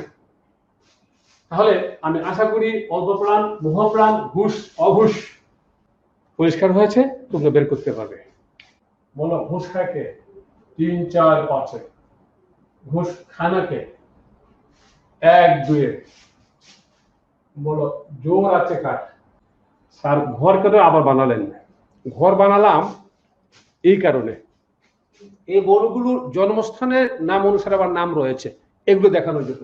এই দেখো ক বর্গের জন্ম হলো কণ্ঠে, সেই জন্য এরা হলো কণ্ঠ বর্ণ। চ বর্গের জন্ম হলো তালুতে, সেই কারণে তালব্য বর্ণ। ট বর্গের জন্ম হলো মূর্ধায়, সেই কারণে মূর্ধন্য বর্ণ। ত বর্গের জন্ম হলো দাঁতের গুড়ায়, সেই কারণে দন্ত বর্ণ। প বর্গের জন্ম হলো ওষ্ঠে, তাই ওষ্ঠ বর্ণ। ওষ্ঠ বর্ণ। এই নামগুলো হলো জন্মস্থান তথা উচ্চারণ স্থান, যে বর্ণ যেখান থেকে উচ্চারিত হয় এদের নাম অনুসারে এই নামগুলো পরীক্ষায় অনেক জায়গায় দেখছি প্রশ্ন আসছে। নিচের কোনটি কণ্ঠবর্ণ, নিচের কোনটি তালব্য বর্ণ, অনেক অনেক পরীক্ষার প্রশ্ন আসছে। শুধু পঞ্চমগুলোর একটা বিশেষ নাম আছে, সেটা হলো এরা একটা বিশেষ অঙ্গের সাহায্যে উচ্চারিত হয়, সেটা হলো নাক বা নাসিকা, সেই জন্য বলে নাসিক্য বর্ণ। তো নাসিক্য বর্ণ কয়টি? এখানে 5টি, এখানে 5টি, কিন্তু আরো দুটো আছে, এই যে চন্দ্রবিন্দু আর অনুস্বার, তাহলে 5 2 মোট হলো 7টি। মাথায় রাখবে। বলো নাসিক্য বর্ণ কয়টি? 7টি। নাসিক্য বর্ণ কয়টি? 7টি। নাসিক্য বর্ণ কয়টি? 7টি। এই বর্ণগুলোর আমরা এ পর্যন্ত পরিচয় পেয়েছি 12টা। দেখো কি করে পাইছি? স্পর্শ বর্ণ, বর্গীয় বর্ণ, অল্প প্রাণ, মহাপ্রাণ, অঘুষ, ঘুষ, কণ্ঠ, তালব্য, মূর্ধন্য, দন্ত, ওষ্ঠ এবং মূর্ধন্য। আমাকে বলো তো এই 12টা পরিচয় কি তোমাদের পরিষ্কার হয় নাই? পক্ষা হয় নাই? যে দেখো আজকে বাসায় গিয়ে বিভিন্ন পুরনো যে পরীক্ষার প্রশ্ন আসছে, মিলে বিভিন্ন চাকরির পরীক্ষা মিলেই দেখো এই 12 পরিচয় থেকে কত প্রশ্ন, কত পরীক্ষা যে আসছে। শুধু বিশেষ না, বিভিন্ন পরীক্ষায় দেখবা কত পরীক্ষা যে প্রশ্ন আছে। 12টা পরিচয় আমি তোমাদেরকে আবার মনে করে দিই। 12টা পরিচয়: স্পর্শ বর্ণ, বর্গীয় বর্ণ, মুহপ্রাণ, অল্প প্রাণ, অঘুষ, ঘুষ, কণ্ঠ, তালব্য, মূর্ধন্য, দন্ত, ওষ্ঠ এবং নাসিক্য। আমি আশা করি এই 12টা পরিচয় তোমাদের পরিষ্কার হয়েছে। আমাদের বর্গীয় বর্ণগুলো এই পর্যন্ত পরিচয়। এরপরে চলো, এই দেখো হ দন্তেস্ব, মূর্ধন্যস্ব, তলীয়স্ব, এই 3টে বর্ণকে শীষ বর্ণ বলে। শীষ বর্ণ, শীষ বর্ণ এজন্য বলে এদেরকে পড়লে উচ্চারণ করলে শীষের মতো ধ্বনি হয়, এই কারণে শীষ বর্ণ বলে। আবার এই 4টাকে উৎস বর্ণ বলে। উৎস, গুরুত্বপূর্ণ পরিচয় উৎস বর্ণ। উৎস বর্ণ কেন বলে? উৎস কথার অর্থ হলো শ্বাস বা নিঃশ্বাস। ব্যঞ্জন বর্ণ উচ্চারণের একটি স্বাভাবিক বৈশিষ্ট্য হলো বর্ণটি উচ্চারিত হলে তার শেষের উচ্চারণটা ব্যঞ্জনান্ত, অর্থাৎ উচ্চারণটা কাট হয়ে যায়, কাটক কাটক হয়ে যায়। কি করে হয়ে যায়? এখানে দেখো শব্দটা কাক, কাক বললে কি ককে তুমি লম্বা করতে পারবে, টানতে পারবে না? তোমার শ্বাসটা এখানে বন্ধ হয়ে যাবে, কাক শেষ হয়ে গেল। মগর এই 4টি বর্ণকে তুমি যখন উচ্চারণ করবে তখন তোমার শ্বাস কোনোদিন কাট হবে না। যতক্ষণ থাকবে শ্বাস ততক্ষণ তুমি টেনে লম্বা করতে পারো। কিরকম? এই দেখো, বলো তো এটা কি লিখেছি? এটা লিখেছি, দেখো তো, ইস বন্ধ করতে পারবে শ্বাস না, সুযোগ দিয়ে বন্ধ করা। বলো তো এটা কি লিখেছি? লিখেছি উহ না, এটা হু হু হু হু হু হু হু। যতক্ষণ শ্বাস থাকবে তোমার তুমি ততক্ষণ কেন যেতে পারবে, অন্য কোনো বর্ণ এইভাবে তুমি টেনে যেতে পারবে না। তাহলে আমাকে বলো উৎস বর্ণ কেন বলে? উৎস মানে নিঃশ্বাস, উৎস মানে শ্বাস। বলো শ্বাস বা নিঃশ্বাস মানে কি? যে বর্ণের উচ্চারণে শ্বাসটা কাটক হয় না, যতক্ষণ খুশি ততক্ষণ রাখা যায়, টেনে যাওয়া যায়, এদেরকে বলে উৎস বর্ণ। 4টা।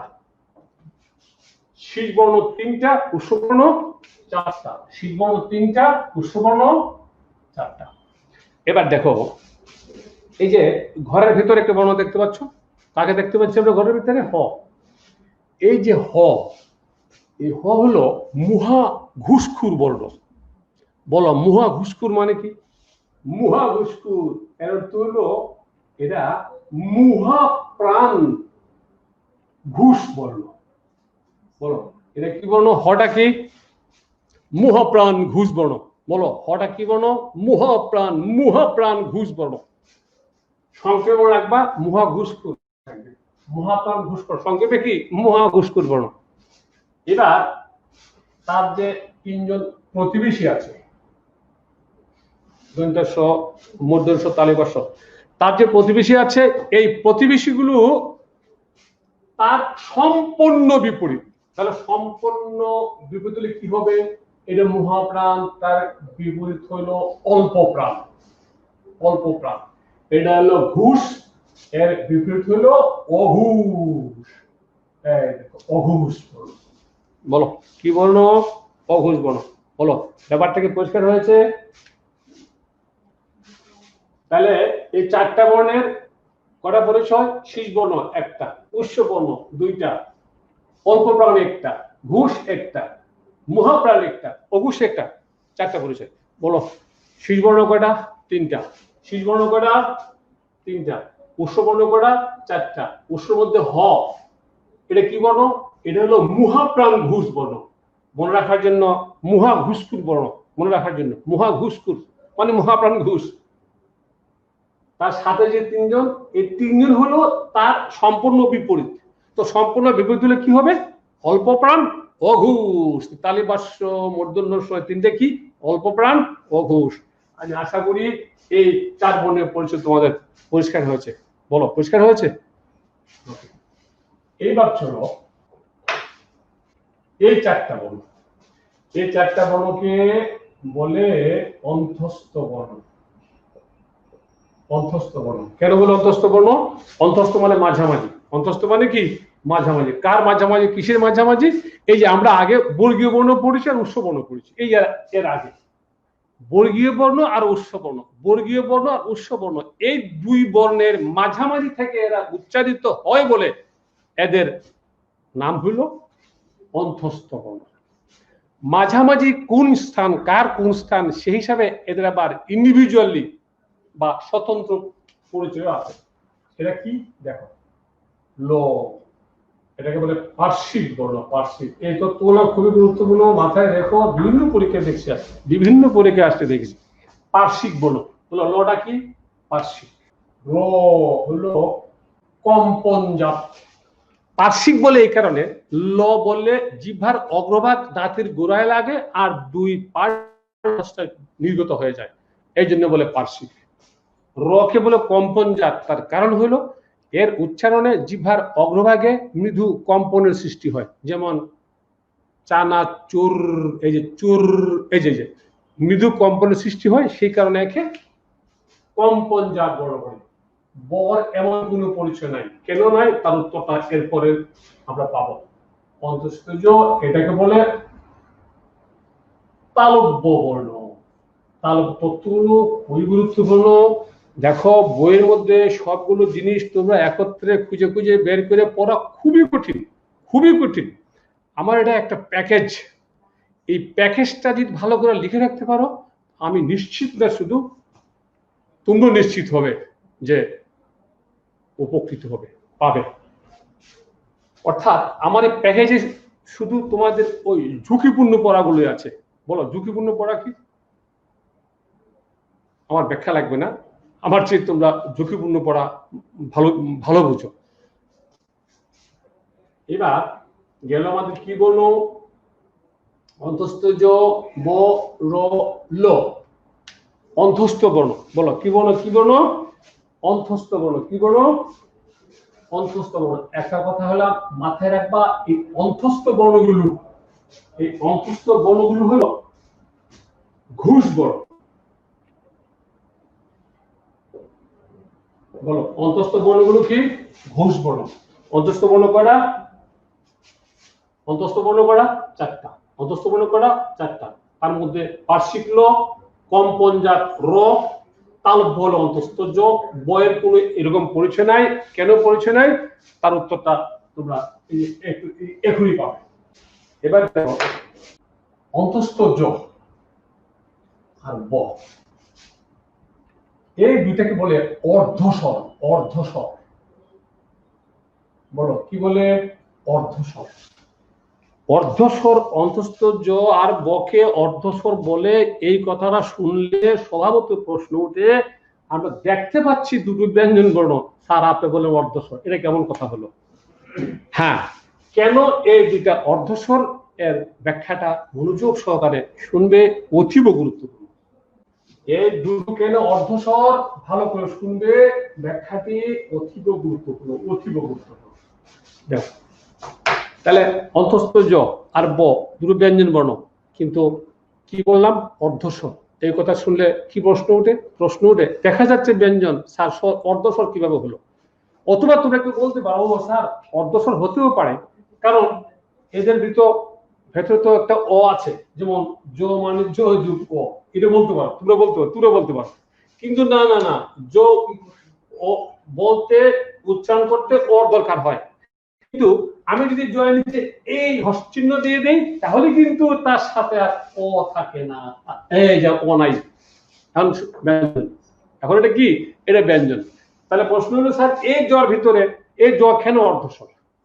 আমাদের সংস্কৃতে অর্থাৎ তৎসম শব্দে একটা নিয়ম হলো, উল্লেখযোগ্য নিয়ম, সেটা দুইটা স্বরধ্বনি যদি পাশাপাশি অবস্থান করে, তাহলে এই দুইটা স্বরধ্বনির মিলনে আরেকটি নতুন স্বরধ্বনির উদ্ভব হয়।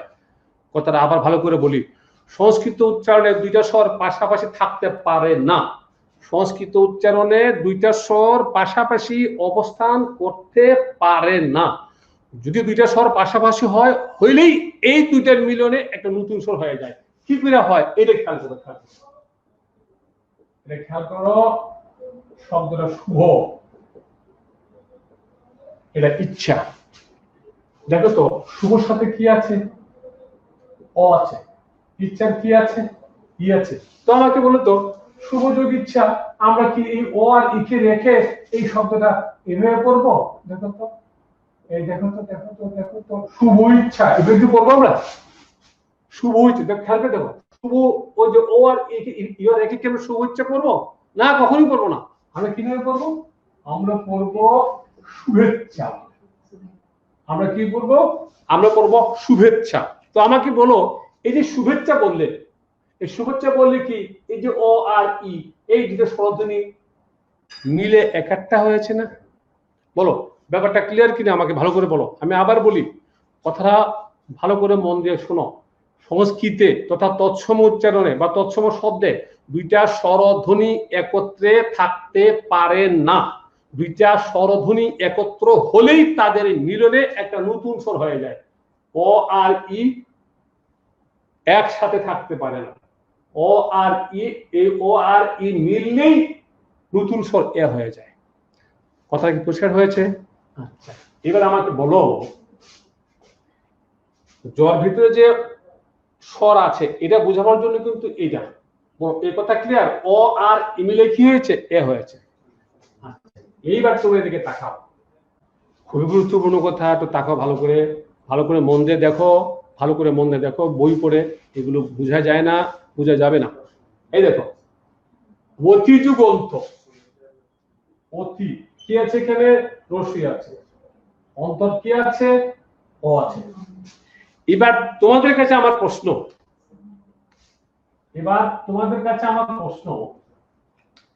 এই দেখো এখানে ও ই মিলে এ হয়েছিল, খেয়াল করো, ও ই মিলে কি হয়েছিল? এ হয়েছিল। তাহলে আমাকে বলো তো, এখানে যে ই আর ও আছে, এই ই আর ও মিলে কি হবে? বলতে পারবে কি? পারবে না। বলো ই ও মিলে কি হবে? পারবে না। বলি আমি, শোনো, এই ই আর ও, অর্থাৎ এই যে ইও উচ্চারণটি এই ই আর ও মিলে এই অন্তস্থ জ হয়। কি হয়? অন্তস্থ জ হয়। আর এই অন্তস্থ জ শব্দে তার স্বরূপে ব্যঞ্জনের পরে বসতে পারে না। যেমন এই দেখো, আমরা অত্যন্তকে এভাবে লিখতে পারবো না। এই দেখো এই দেখো এইভাবে লিখতে পারবো না আমরা। মাথায় রাখবা ব্যঞ্জনের পরে জ স্বরূপে তার নিজের শরীর নিয়ে বসতে পারে না, সে ফলা হয়ে যায়, সে ফলা হয়ে যায়। আর সে যদি ফলা হয়ে যায়, ফলা হয়ে আগের যে বর্ণ থাকে তার সাথে যুক্ত হয়ে যায়, তাহলে শব্দটা অত্যন্ত। শব্দটা কি? অত্যন্ত। তাহলে আমাকে তুমি বলো দেখি, এই জ্বর ভেতরে কি আছে? জ্বর ভিতরে ই আর ও আছে। জ্বর ভেতরে যদি ই আর ও থাকে, তাহলে কি এর মধ্যে স্বর আছে না? শর্ত আছে। বলো ব্যাপারটা পরিষ্কার হয়েছে কিনা? খুবই গুরুত্বপূর্ণ কথা। আবার বলি, আবার বলি, আবার বলি, পরে বুঝতে পারবে না। আবার বলি, শোনো। সংস্কৃতে দুইটা স্বরধ্বনি পাশাপাশি অবস্থান করতে পারে না। দুইটা স্বর পাশাপাশি হলেই একটা নতুন স্বর হয়ে যায়। এই যে অ আর ই, এই দুটো পাশাপাশি থাকতে পারে না, এই দুটো একত্র হয়ে এ হয়ে গেছে। এই কি শব্দ করে? এই দেখো, এ হয়ে গেছে। তাহলে এখানে যে ই আর ও আছে, এই দুটো পাশাপাশি আসলে কি হবে? ওই দুটো উপর এই ইও উচ্চারণটা, ইও মাথায় রাখবা, ইও, এই ইও উচ্চারণটা যদি পাশাপাশি আসে, তাহলে এই মিলনে জ হয়ে যায়, জ হয়ে যায়, জ। এই জ শব্দের মধ্যে তার শরীর নিয়ে থাকতে পারে না, সে সংক্ষিপ্ত রূপে ব্যবহৃত হয়। সুতরাং এই শব্দটি হয়ে গেল, এখানে যখলা বসলো, তাই গেল অত্যন্ত। আমাকে বলো ব্যাপারটা মাথায় গেছে কিনা? তাহলে জ্বর ভিতরে যে অ আছে, স্বরধ্বনি আছে, ব্যাপারটা পরিষ্কার? আমাকে বলো তো জ্বর ভেতরে কি আছে? ইও আছে। আবার বলো, জ বর্ণের ভেতরে কি আছে? ই আর ও আছে, ইও আছে। বলো, জ্বর ভেতরে কি আছে? ই আর ও আছে, ইও আছে, ইও আছে, ইও আছে। এই কথা মাথায় রেখো, খুবই খুবই খুবই গুরুত্বপূর্ণ কথা। বলো, জ্বর ভেতরে কি আছে? ই আর ও আছে। জ কি ব্যঞ্জনের পরে জ হিসেবে বসতে পারে? না, পারে না। ব্যঞ্জনের পরে ওই জ কি হয়ে যায়? ফলা হয়ে যায়। তাহলে দেখতে পেলে জ্বর ভেতরে যে ই আর ও আছে। এইবার আমি দেখাবো বর ভেতরে কি করে ব্যঞ্জন স্বরধ্বনি আছে। বর ভেতরে কি করে স্বরধ্বনি আছে, এবার সেটা দেখাই। দেখো, ভালো করে খেয়াল করো, ভালো করে খেয়াল করো। অনুযুগ অয় মুখস্থ করছো তোমরা, সন্ধিতে মুখস্থ করেছো। অনুযুগ অয়, অনু, বলো অনু কি আছে? রসু আছে। এখানে কি এরপরে স্বরটা কি আছে? অ আছে। এবার তোমরা আমাকে বলো, এই যে উ আর ও, এই উ আর ও মিলে কি হবে? এই উ আর ও মিলে ব হবে, ব ব ব। কিন্তু ব কখনোই, এই ব কখনোই স্বাধীনভাবে বসে না, বসতে পারে না। এই ব যেইখানে রসু থাকে সে সেইখানে বসে। খেয়াল করে দেখো, যেখানে রসু আছে এইখানে সেই বকে বসাই, তাহলে শব্দটা হলো অন্যয়। মুখস্থ করো নাই? অনুযোগ হয়, অন্যয়, অনুযোগিত, সন্ধিতে মুখস্থ করেছো। তাহলে বলো, তাহলে এই ব কি ছিল আগে? এই ব কি ছিল আগে? এই ব ছিল উ। মাথায় রেখো, এই ব কি ছিল? এই ব ছিল উ। বলো, এই বটা কি ছিল? এই ব কি ছিল? বটা ছিল উ। উ আর ও, উ আর ও মিলে ব হয়েছে। এই ব কখনোই স্বাধীনভাবে থাকে না, ওই বটা থাকে যেখানে রসুরা থাকে ছিল, ওই রসুর জায়গায় যায় এসে বসে পড়ে। এই দেখো, তার কোনো উচ্চারণ হয় না, যার সাথে থাকে তার উচ্চারণ ডাবল করে। এই কথাটা পরে আছে, আমি বলে দিব। তাহলে এবার তোমাকে আমাকে এই কথাটা বলো, বর ভেতরে যে স্বর আছে, কথাটা কি পরিষ্কার হয়েছে? জ্বর ভিতরে স্বর আছে, বর ভিতরে স্বর আছে। তাহলে আমাকে বলো দেখি, জ্বর ভেতরে কি আছে? ভালো করে মাথায় রেখে বললাম, ভালো করে মাথায় রেখো। জ্বর ভিতরে আছে ইয়, ইয় সমান জ। আর এই যে বর ভিতরে আছে উ, উ সমান ব। ভুলে যায় না এই কথা, এই কথা ভুলে যায় না। এই কথাটি তোমরা দেখতে পাচ্ছ কিনা আমি জানি না, তোমাদের মুখ আমি দেখি না। তোমাদের সাথে আমার মনে হচ্ছে যে আমি যেন ওই হাওয়ায়, মানে এটাকে হাওয়াই ক্লাস বলতে পারি, হাওয়াই ক্লাস, মানে ক্লাসটা হাওয়ায় হাওয়ায় হচ্ছে। আমি মনে করি তোমরা আমাকে দেখলে এখানে তো না কোনো আমি ভালো করে বুঝিও না কথাগুলো। যাক, দেখতে পাচ্ছ আমি এটাই মনে করছি, তোর ভালো করে খেয়াল করো। তাহলে আমাকে বলো, ও এখানে বোধ হয় ইও সমান জ, এটা তুমি দেখতে পাচ্ছ না, এটা উপরে লিখছি। এই দেখো ইও সমান জ আর উ সমান হলো ব। হ্যাঁ বলো, আমাকে বলো তো বর ভেতরে কি আছে, কি স্বর আছে বর ভেতরে? রস্যু আর ও, মানে উ আছে, রস্যু আর ও আছে। জর ভেতরে কি আছে? রস্যি আর ও আছে, মানে ইও আছে। তাহলে আমাকে বলো জ আর ব যে অর্ধস্বর, এই কথাটা কি পরিষ্কার হয়েছে? খুবই খুবই গুরুত্বপূর্ণ কথা। বলো অর্ধস্বর কয়টি? দুইটি। কি কি? জ আর ব। বলো জ আর ব এই দুইটা কিশোর অর্ধস্বর। আসতে পারে পরীক্ষায়, শোনো পরীক্ষায় আসতে পারে, জ দিয়ে বলতে পারে এর ভিতরে নিচের কোন দুটি বর্ণ আছে। ওহ খুবই গুরুত্বপূর্ণ প্রশ্ন। জ দিয়ে বলতে পারে এর ভিতর নিচের কোন দুটি বর্ণ আছে। একটা উত্তর আছে, ধরো একটা উত্তর আছে ও, একটা উত্তর আছে ইও, আরো ইত্যাদি থাকলো। আমাকে বলো তো দেখি, জর ভেতরে যে ইও আছে এটা কি না জানলে কারো পক্ষে পারা সম্ভব? কথা ক্লিয়ার কিনা? জর ভেতরে যে ইও আছে জানা না থাকলে কারো পক্ষে কি এর উত্তরটা করা সম্ভব? ইটস ইম্পসিবল, করা সম্ভব নয়। বলো কথা পরিষ্কার? গেল আমাদের অর্ধস্বর। বলো অর্ধস্বর গেল আমাদের কি? গেল আমাদের অর্ধস্বর। গুড গুড, গেল অর্ধস্বর। এরপরে আসো এই দুটা দৈশূন্য ভয়, এই যে আছে দৈশূন্য ভয় শূন্য, এই দুইটা বর্ণকে বলে তারণজাত বর্ণ, বলে তারণজাত বর্ণ। তারণজাত বলার কারণ এটা, এদের উচ্চারণে জিহ্বার অগ্রভাগে কঠিন তাড়নার সৃষ্টি হয়, যেমন আষাঢ় কঠিন হয়, এই জন্য বলে তারণজাত। এর মধ্যে আবার ঘুষের প্রশ্ন আছে, প্রাণের প্রশ্ন আছে। এবার দেখো এই যে ড, ট ট ড, এটা কিন্তু মূলত ড, নিচে ফোঁটা দিয়া করা হয়েছে ডয় শূন্য র। এই ফোঁড়ার কাজ কে করছিলেন? এই ফোঁড়ার কাজ করছিলেন ঈশ্বরচন্দ্র বিদ্যাসাগর।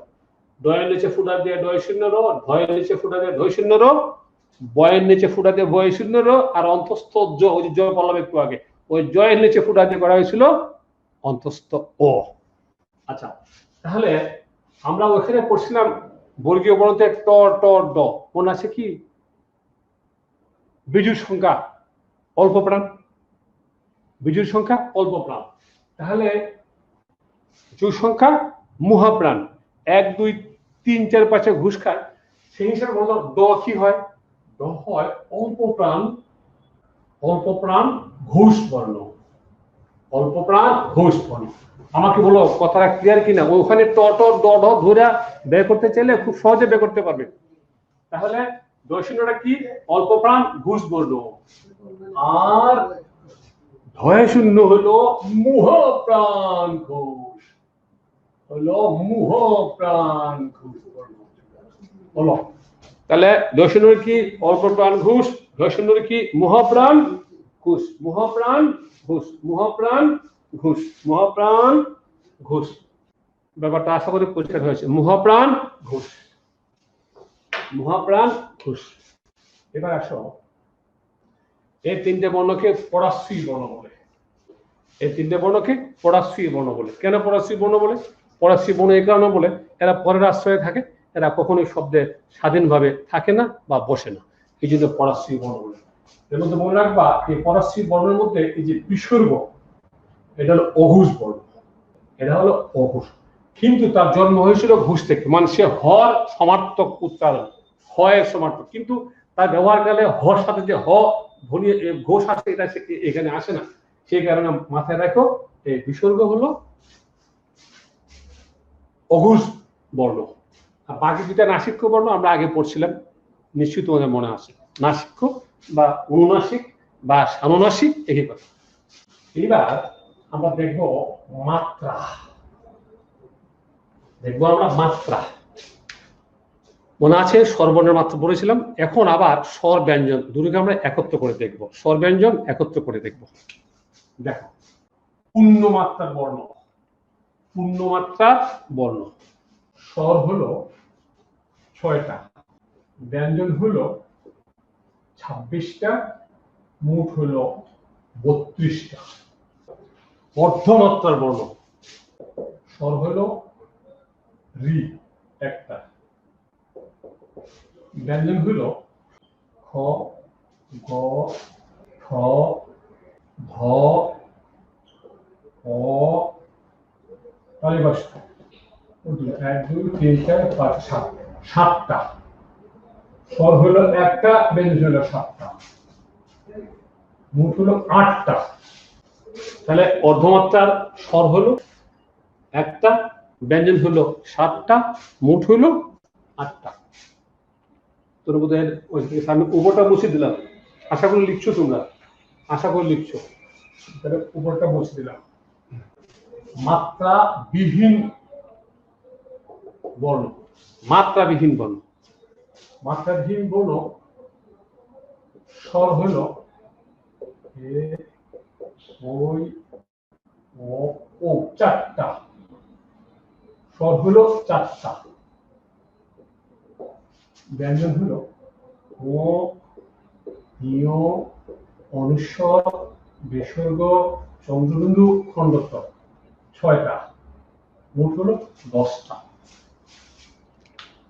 মাত্রা ব্যাপারটা খেয়াল রেখো, তোমরা কিন্তু গণভাবে 32টা 8টা 10টা মুখস্থ করে বসে আছো, ঝুঁকি আছে এই মুখস্থের মধ্যে। অবশ্যই ইন্ডিভিজুয়ালি মনে রাখতে হবে কয়টা স্বর কয়টা ব্যঞ্জন, অবশ্যই মনে রাখতে হবে ইন্ডিভিজুয়ালি কয়টা স্বর কয়টা বর্ণ। তাহলে স্বর হইল পূর্ণমাত্রার 6টা, ব্যঞ্জন হলো 26টা, স্বর ব্যঞ্জন মিলিয়ে 32টা। অর্ধমাত্রার স্বর হলো একটা, ব্যঞ্জন হলো 7টা, মিলিয়ে হলো 8টা। মাত্রাবিহীন স্বর হলো 4টা, ব্যঞ্জন হলো 6টা, মোট হলো 10টা। বলো ব্যাপারটা কি পরিষ্কার আছে? পরিষ্কার হয়েছে? ফকফকা গেল আমাদের মাত্রা, গেল আমাদের মাত্রা। আমি জানি না লিখতে পারছো কিনা বা দেখো কিনা বা লিখতে পারছো না, লিখতে ভালো হতো। গেল আমাদের মাত্রা। এবার আসো ফলা। ফলা, তোমরা ফলা সম্পর্কে বইয়ে যে তথ্যটা পেয়েছ সেটা কি? ব্যঞ্জন বর্ণের সংক্ষিপ্ত রূপকে ফলা বলে, কথা ঠিক কিনা? ব্যঞ্জন বর্ণের সংক্ষিপ্ত রূপকে ফলা বলে, এটা বইয়ে পড়েছ। তাহলে এখন দেখি তাকাও, আমরা একটু আগে পড়েছি এটা বফলা। বলো এটা ফলা কিনা? এটা ফলা। এটা যদি ফলা হয়ে থাকে আমাকে বলো তো এটা কি সংক্ষেপ হচ্ছে?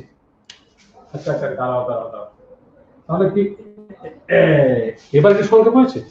না, সংক্ষেপ হয় নাই, জাস্ট এটা বড় আর এটা ছোট। তোমরা যে বললে ব্যঞ্জন বর্ণের সংক্ষিপ্ত রূপকে ফলা বলে, তোমাদের এই কথা সত্যতা কি এখানে মিলে? মিলে না।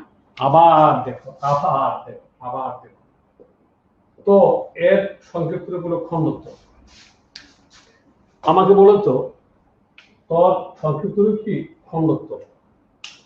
এইটা তো সংক্ষিপ্ত রূপ, বলো তো এটা কি ফলা? না, এটা তো ফলা না।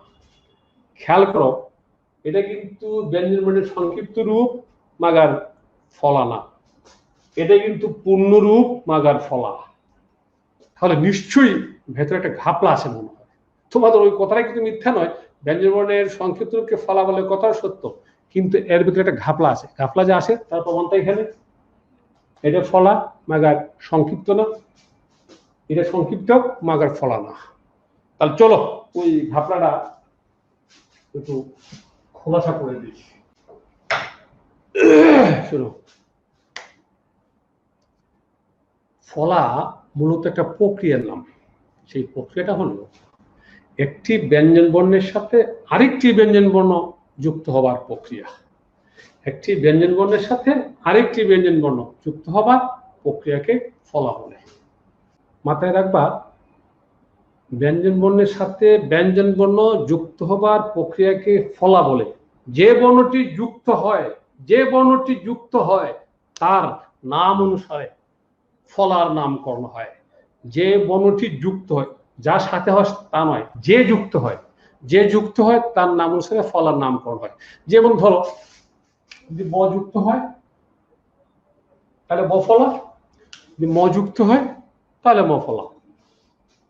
এখন যুক্ত বর্ণ আছে শতাধিক বাংলায়, যুক্ত বর্ণ আছে শতাধিক বাংলায়।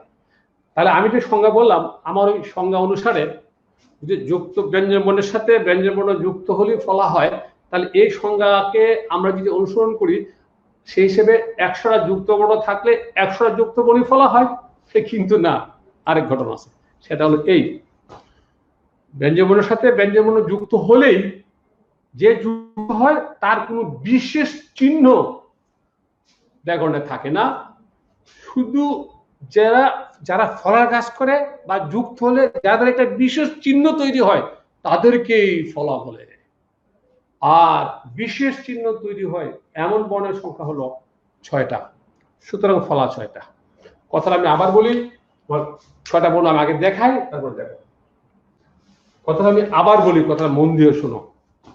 যুক্ত বর্ণ হলেই ফলা না, যে যুক্ত হওয়ার পরে তার একটা বিশেষ চিহ্ন ব্যাকরণ কর্তৃক স্বীকৃত হয় সেই ফলা। এই 6টা বর্ণ যখন ফলার কাজ করে তখন এদের একটা বিশেষ চিহ্ন ব্যাকরণ ঠিক করে দিয়েছে, অন্য কোনো যুক্ত বর্ণের কোনো বিশেষ চিহ্ন নাই। যেমন এটা দেখো, এটা দেখো, এটা দেখো, এটা দেখো, এর ভিতরে আছে ক আর মূর্ধন্য ষ, কিন্তু এদের জন্য কোনো বিশেষ চিহ্ন কি আছে? কোনো চিহ্ন নাই, এদের চিহ্ন আছে। যেগুলো ফলা এগুলোর চিহ্ন আছে। উদাহরণটা দেখলেই ব্যাপারটা পরিষ্কার হবে।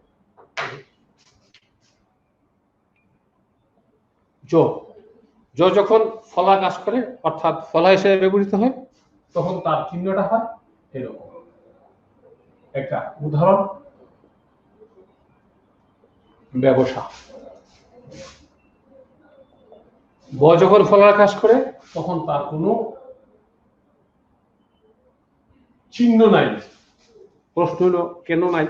নাই এই কারণে বফলার কোনো উচ্চারণই নাই। যার উচ্চারণ নাই তার এরকম চিহ্ন আসার তো প্রশ্ন ওঠে না। আশা করি কথাটা পরিষ্কার হয়েছে। বফলার কোনো চিহ্ন নাই, কেন নাই? বফলার উচ্চারণ নাই। এই নিয়ে পরে আমি আরো কথা বলে দিব। বফলার কোনো উচ্চারণ নাই, সেই কারণে তার কোনো বাড়তি চিহ্নেরও প্রয়োজন নেই। গেল বফলা।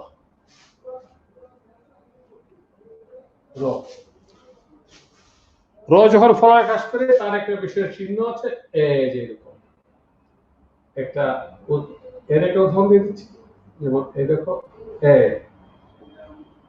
যে স্বল্প। র যখন ফলার কাজ করে তার একটা চিহ্ন, একটা উদাহরণ, দেখো ব্রহ্ম, উদাহরণটা ব্রহ্ম।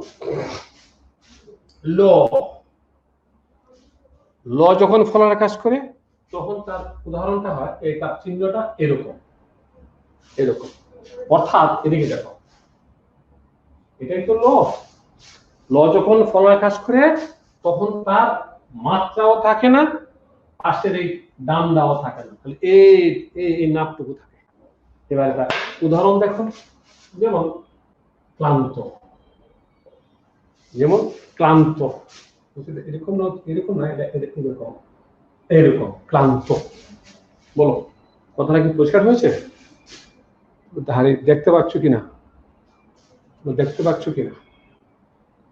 এরপরে ম, মনে হয় দেখতে পাচ্ছ না, আমি উপরে লিখি। এবার দেখতে পাচ্ছ? হ্যাঁ, এরকম ম। ম যখন ফলার কাজ করে তখন তার চিহ্নটা হয়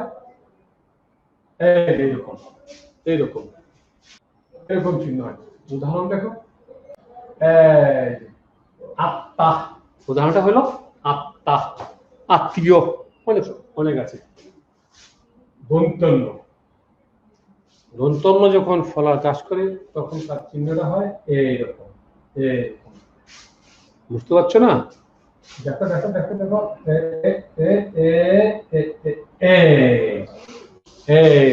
এটা নফলা, দন্তন্য ফলা।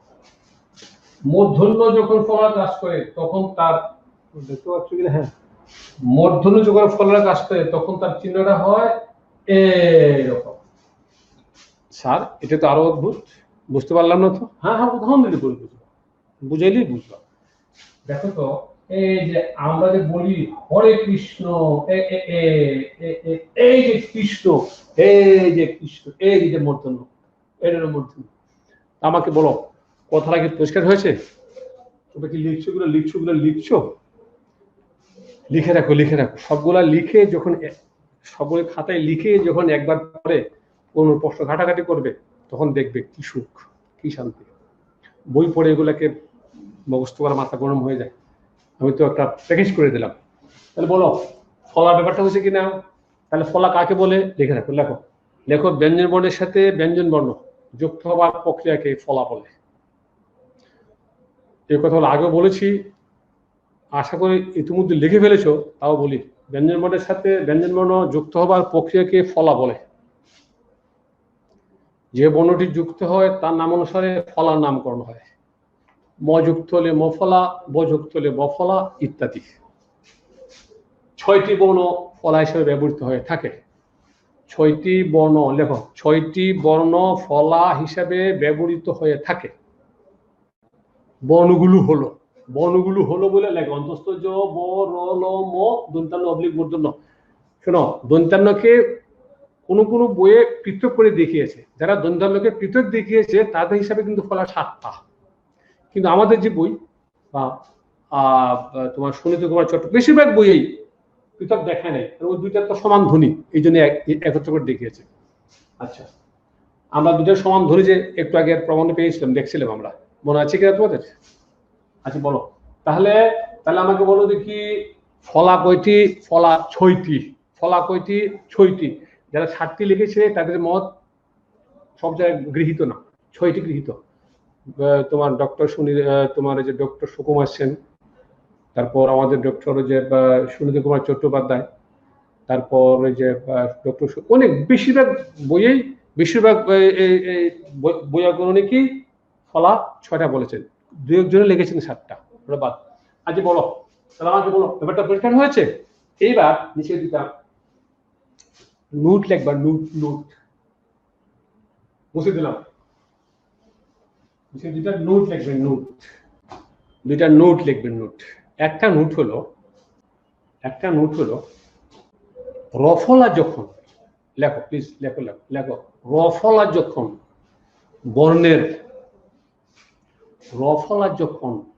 বর্ণের পরে উচ্চারিত হয়, রফলা যখন বর্ণের পরে উচ্চারিত হয় তখন তার রূপ, রফলা যখন বর্ণের পরে উচ্চারিত হয় তখন তার রূপ অক্ষুণ্ণ থাকে। রফলা যখন বর্ণের পরে উচ্চারিত হয় তার রূপ অক্ষুণ্ণ থাকে এবং অবস্থান হয় আশ্রিত বর্ণের নিচে। দেখো, এবং অবস্থান হয় আশ্রিত বর্ণের নিচে। কথাটা আমি আবার বলি, রফলা যে বর্ণের সাথে থাকে,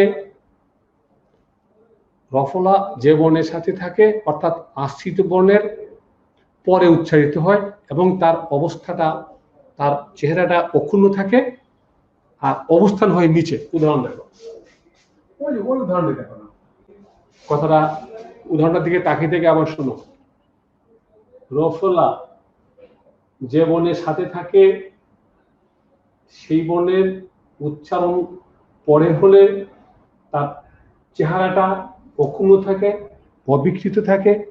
এই দেখো, যেমন বয়রফলা, এই যে বয়রফলা, এর ভিতরে আছে ব আর র। কথাটা মাথায় গেছে কিনা দেখো, ভালো করে দেখো। রফলা যে বর্ণে আশ্রয় থাকে তার উচ্চারণ হয় পরে আর তার চেহারা থাকে অবিকৃত বা অক্ষুণ্ণ, অবস্থান হয় আশ্রিত বর্ণের নিচে। পক্ষান্তরে রফলা যে বর্ণের সাথে থাকে বা যে বর্ণের আশ্রয়ে ব্যবহৃত হয় তার উচ্চারণ যদি আশ্রিত বর্ণের আগে হয়ে যায়, যেমন পরে যদি আগে হয়ে যায় তাহলে সে রেফের আকার ধারণ করে ওই বর্ণের মাথায় অবস্থান করে। রেফের আকার ধারণ করে ওই বর্ণের মাথায় অবস্থান করে। উদাহরণটা দেখো, যেমন ধরো সর্ব, এখানে যে বয়রেফ, এই বয়রেফ কথার অর্থ হলো স্বর দেখো, এই বয়রেফ কথা হলো র যু ব। বলো কথা ঠিক কিনা? ব্র হলো ব যুগ র, আর এখানে বয়রেফ স্বর ব, র যুগ ব। আমাকে বলো ব্যাপারটা পরিষ্কার হয়েছে? গুরুত্বপূর্ণ কথা আবার মনে করে দিচ্ছি।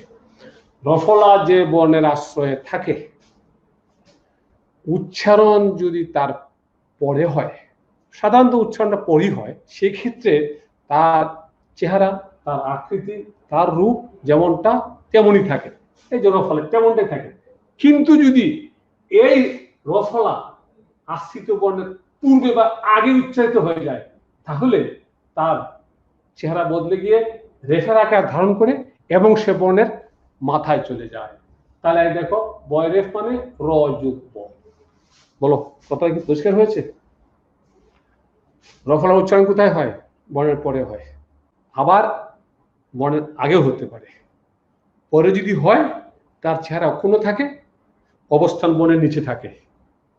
আগে যদি হয় চেহারা বদলে যায়, বদলে গিয়ে রেফের আকার ধারণ করে আর অবস্থানটা আশ্রিত বর্ণের মাথায় চলে যায়। উদাহরণ দেওয়া আছে, আশা করি বিষয়টা পরিষ্কার হয়েছে। এই একটা নোট, বফলার একটা নোট আছে, একটা নোট আছে,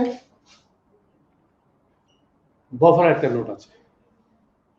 এই নোটটা লিখতে হবে, আমি বলি আস্তে আস্তে তোমরা লেখো। ও ফাইন, ঠিক আছে, ক্লিয়ার। অনেকে বলছে sir clear, clear sir, good. তোমাদের কেমন লাগছে আমি বুঝতে পারি না। হ্যাঁ, clear sir, clear sir, thank sir, thank you. আমি থ্যাংক ইউ দিচ্ছি। যাই হোক, তোমাদেরকে যদি আমি দেখতে পারতাম, তোমাদের চেহারা আমার দৃষ্টিগোচর হইতো, আহা আমি যে কি সুখ পাইতাম। ঠিক আছে, এই অবস্থা, এই পরিস্থিতি আল্লাহ ঠিক করে দিলে আমি আশা করি তোমাদের চেহারা আবার দেখবো ইনশাআল্লাহ। ও fine fine fine fine fine fine fine. এই যে একজন লেখছে স্যার ক্লাস করতে করতে আমার মুখস্থ হয়ে গেছে, করতে করতে স্যার করার সাথে মুখস্থ হয়ে গেছে। Good good good good, very good, very good.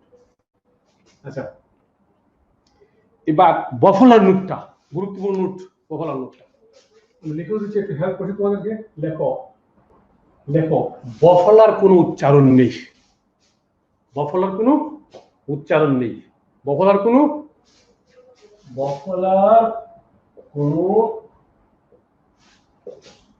উচ্চারণ নেই। কিন্তু বফলার কোনো উচ্চারণ নেই, যেমন যেমন যেমন যেমন স্বাধীন, স্বল্প ইত্যাদি। কিন্তু আছে একটা, এই কিন্তুটাই জরুরি। এই কিন্তুটাই কি জরুরি? এই কিন্তুটা হলো, আবার বলি, বফলার কোনো উচ্চারণ নেই, যেমন স্বাধীন, স্বল্প ইত্যাদি।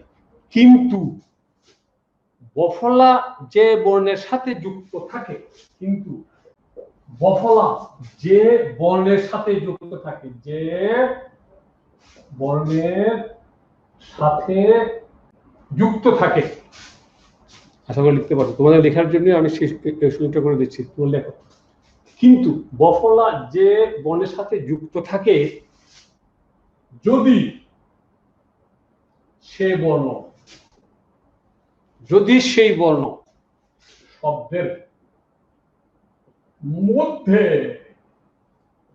মধ্যে বা শেষে অবস্থান করে, শব্দের মধ্যে বা শেষে অবস্থান করে, যে বর্ণের সাথে, তাহলে যে বর্ণের সাথে বফলা যুক্ত থাকে, যে বর্ণের সাথে বফলা যুক্ত থাকে, তার উচ্চারণ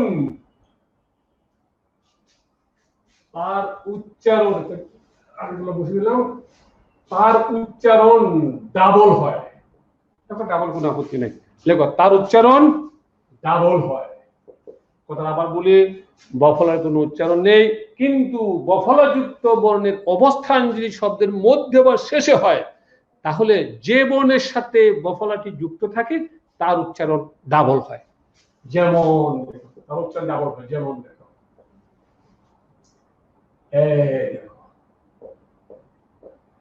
এই যে বিশ্বাস, বফলাযুক্ত বর্ণ শব্দের মাঝখানে আছে, এই কারণে তার উচ্চারণটা,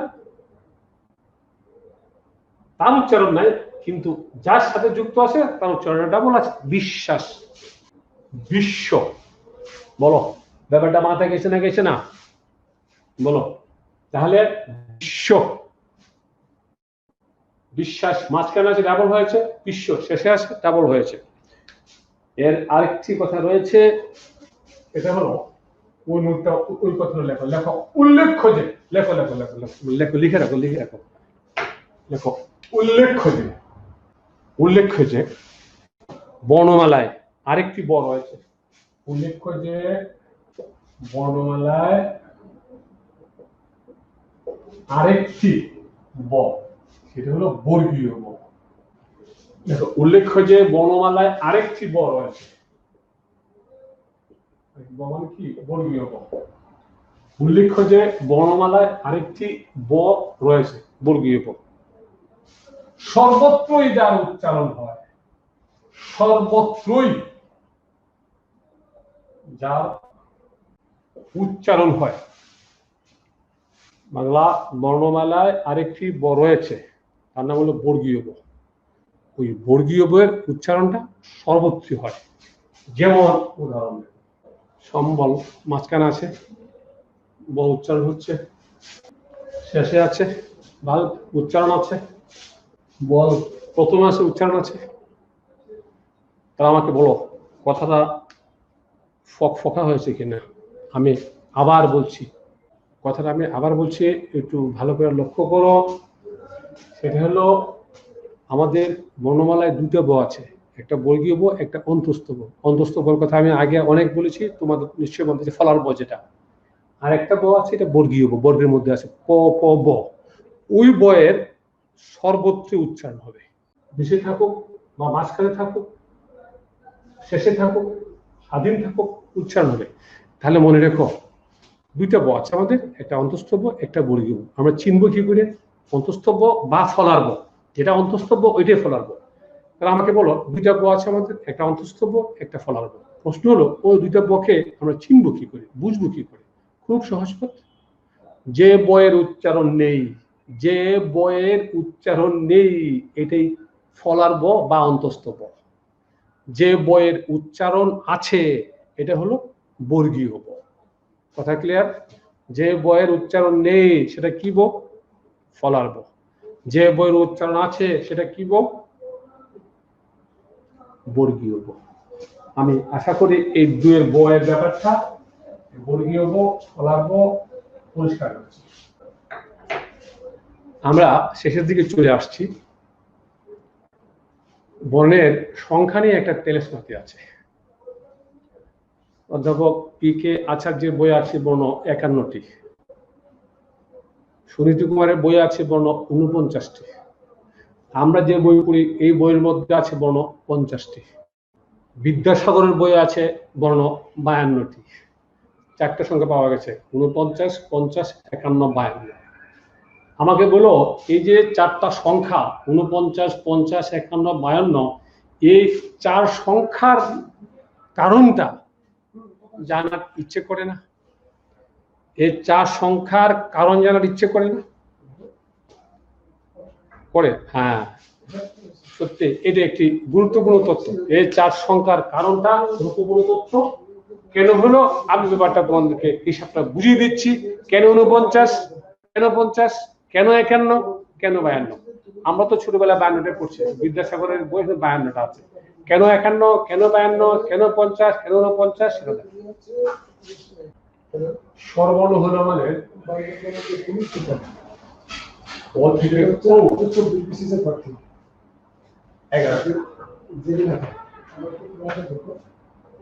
বর্গীয় বর্ণ থেকে ম পর্যন্ত 25টা, উৎসবর্ণ 4টা, অন্তস্থ বর্ণ 4টা, পরাশ্রয়ী বর্ণ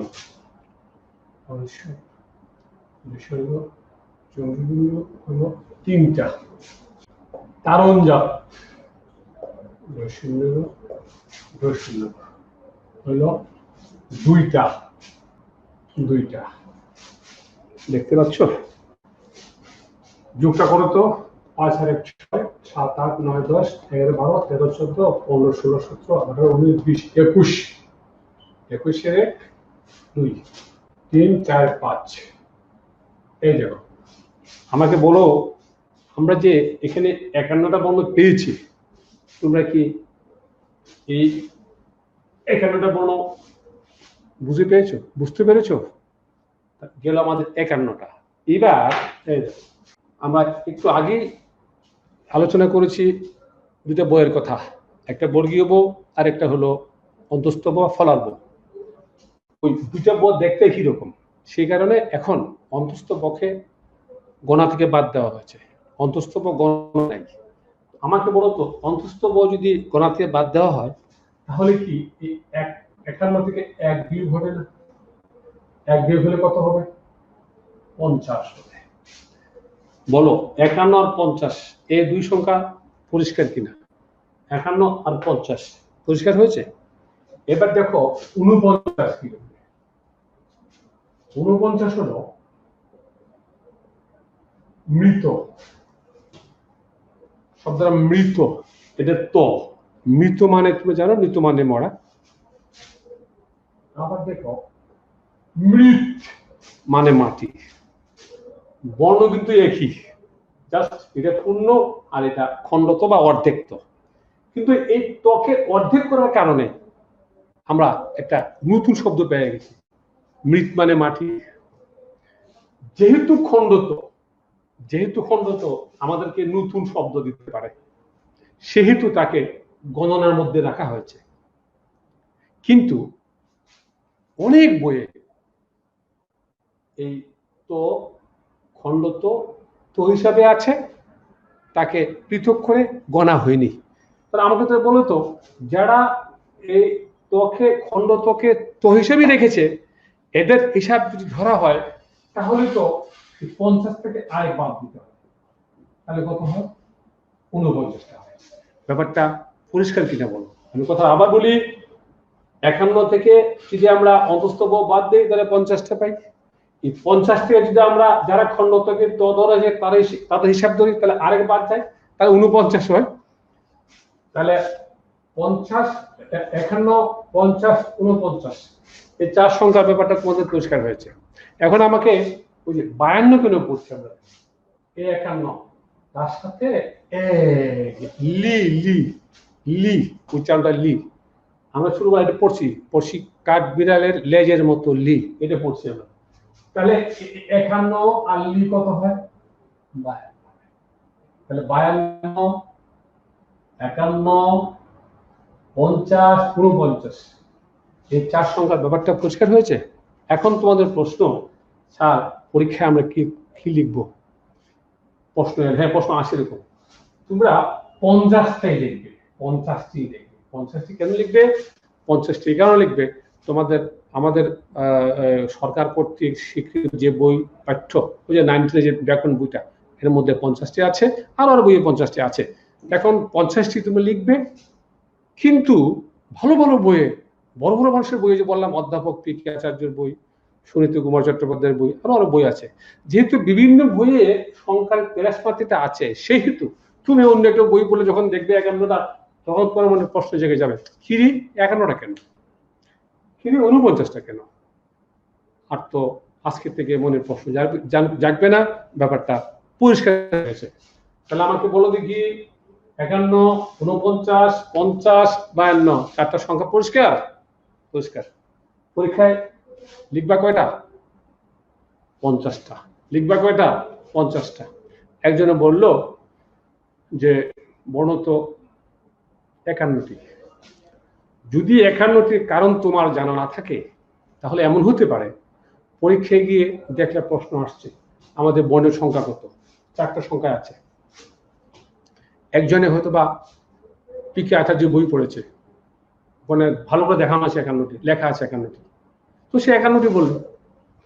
তো তার বিশ্বাস 51টি। পাশে যদি কেউ তোমার আপনজনই হোক যেই হোক বর্ণ কয়টি জিজ্ঞেস করে বা জানতে চাই, তো যেখান থেকে হোক, তো তুমি 51টি বলবে, কারণ তোমার 51টি, তুমি বই 51টি পড়েছো। তোমাকে যে কেউ 50টি বলে তুমি বিশ্বাস করবে না। কেন করবে না? কারণ তুমি 50টি কারণ শিখো নাই বা দেখো নাই, জানো নাই। আমি আশা করি এখন তোমাকে আর কেহ বর্ণের সংখ্যা নিয়ে পরীক্ষায় হোক আর বাহির হোক যেখানেই হোক বিব্রত করতে পারবে না। তুমি সংখ্যা জেনে গেছো। ওকে, আমি যে প্যাকেজটা দিলাম, তুমি যারা প্যাকেজটা লিখেছো, তোমাদেরকে আমার অনুরোধ হলো তোমরা ওই লেখাটা কয়েকবার পড়ো। পড়ার পরে একটা গাইড তো তোমাদের ঘরে আছেই, ওই যে প্রশ্ন ব্যাংক, এটা প্রশ্ন ব্যাংক নাও। প্রশ্ন ব্যাংক নিয়ে দেখো এই প্যাকেজ থেকে কত প্রশ্ন পরীক্ষা আসছে। তুমি লেখে মিলাও, যদি বের করো মিলাও, বের করো মিলাও। এভাবে যদি তোমরা যদি 20টা 30টা 40টা প্রশ্ন পেয়ে যাও আর মিলাও, দেখবে তোমাদের বিশ্বাস খুব গাঢ় হয়ে গেছে। আর এই বিশ্বাসই তোমাকে ওই মূল জায়গায় অর্থাৎ পরীক্ষার হলে এগিয়ে দেবে। আমি আশা করি তোমরা পড়বে, তোমরা দেখবে আমার এই প্যাকেজটা। ওরা পরে নোট দিলেও সব কথা তো নোটে গোছানো লেখা নেই। আমি আশা করি যারা লিখেছো তারা করো একটু, ওই যে কি বলে ওরা যে বলে লাইক কি যেন বলে, এগুলো করো। আর ওই যে শেয়ার টেয়ার করো, শেয়ার টেয়ার করলে নাকি অন্য একজনে পড়ে বা দেখতে পারে, বা যদি আমার পড়া তোমরা অন্যের কাছে পৌঁছে দাও তাহলে ও শিখলো। বিদ্যা যদি ছড়িয়ে দেওয়া যায় তত নাকি সব হয়, পূর্ণ হয়। তোমরা সে কথা করো। পড়া কিন্তু আমাদের শেষ হয়ে গেছে, ক্লাস কিন্তু আমাদের শেষ হয়ে গেল। আমি বর্ণ নিয়ে আর কোনো কথা বলবো না। যে আমার এই প্যাকেজকে তুমি পড়বা। আর একটা কথা মনে রেখো, যে জিনিস পাবার জন্যে তোমরা আগ্রহী, ওই জিনিস পেতে হলে তোমাকেই প্রচুর খাটতে হবে, তোমাকেই চেষ্টা করতে হবে। মাথায় রেখো, এই জগতে যত বড় বড় মানুষ দেখছো, খোঁজ নিয়ে দেখবে যারা বড় হয়েছে তাদের পেছনে তাদের চেষ্টাই ছিল মূল। সুতরাং দোয়া করি, অনেক দোয়া তোমাদের জন্য। তোমরা যে আশা করেছো আশা আল্লাহ পূরণ করো, কিন্তু এই কথা মাথায় রেখো যে তোমার সে আশা পূরণের পেছনে তোমার খাটুনি মুখ্য, তোমার খাটুনি প্রধান, তোমার পরিশ্রমী আসল। অন্যের সহায়তা, অন্য তোমাকে সহায়তা করবে, অন্য তোমাকে সাহায্য করবে, কিন্তু মূল চাবিকাঠি তোমার হাতে। অন্য তোমাকে সাহায্য করবে, অন্য তোমাকে হেল্প করবে, কিন্তু মূল চাবিকাঠি, সাফল্যের মূল চাবিকাঠি তোমার হাতে। তোমাকে পড়তে হবে। আমি আশা করি আরো দেখা হবে তোমাদের সাথে ইনশাল্লাহ। আমি আশা করি তোমাদের যদি কারো কোনো প্রশ্ন থাকে তোমরা প্রশ্ন পাঠাবা, প্রশ্ন পাঠালে ইনশাল্লাহ আমি উত্তর দিব। কেমন লেগেছে তোমাদের? তোমরা আমাকে আজকে কেমন দেখছো? রোগা দেখছো নাকি একটু ভালো হ্যান্ডসাম টেনসাম দেখছো? জানালে আমি খুশি হব না? Thank you. তোমরা ভালো থেকো, তোমরা নিরাপদ থেকো।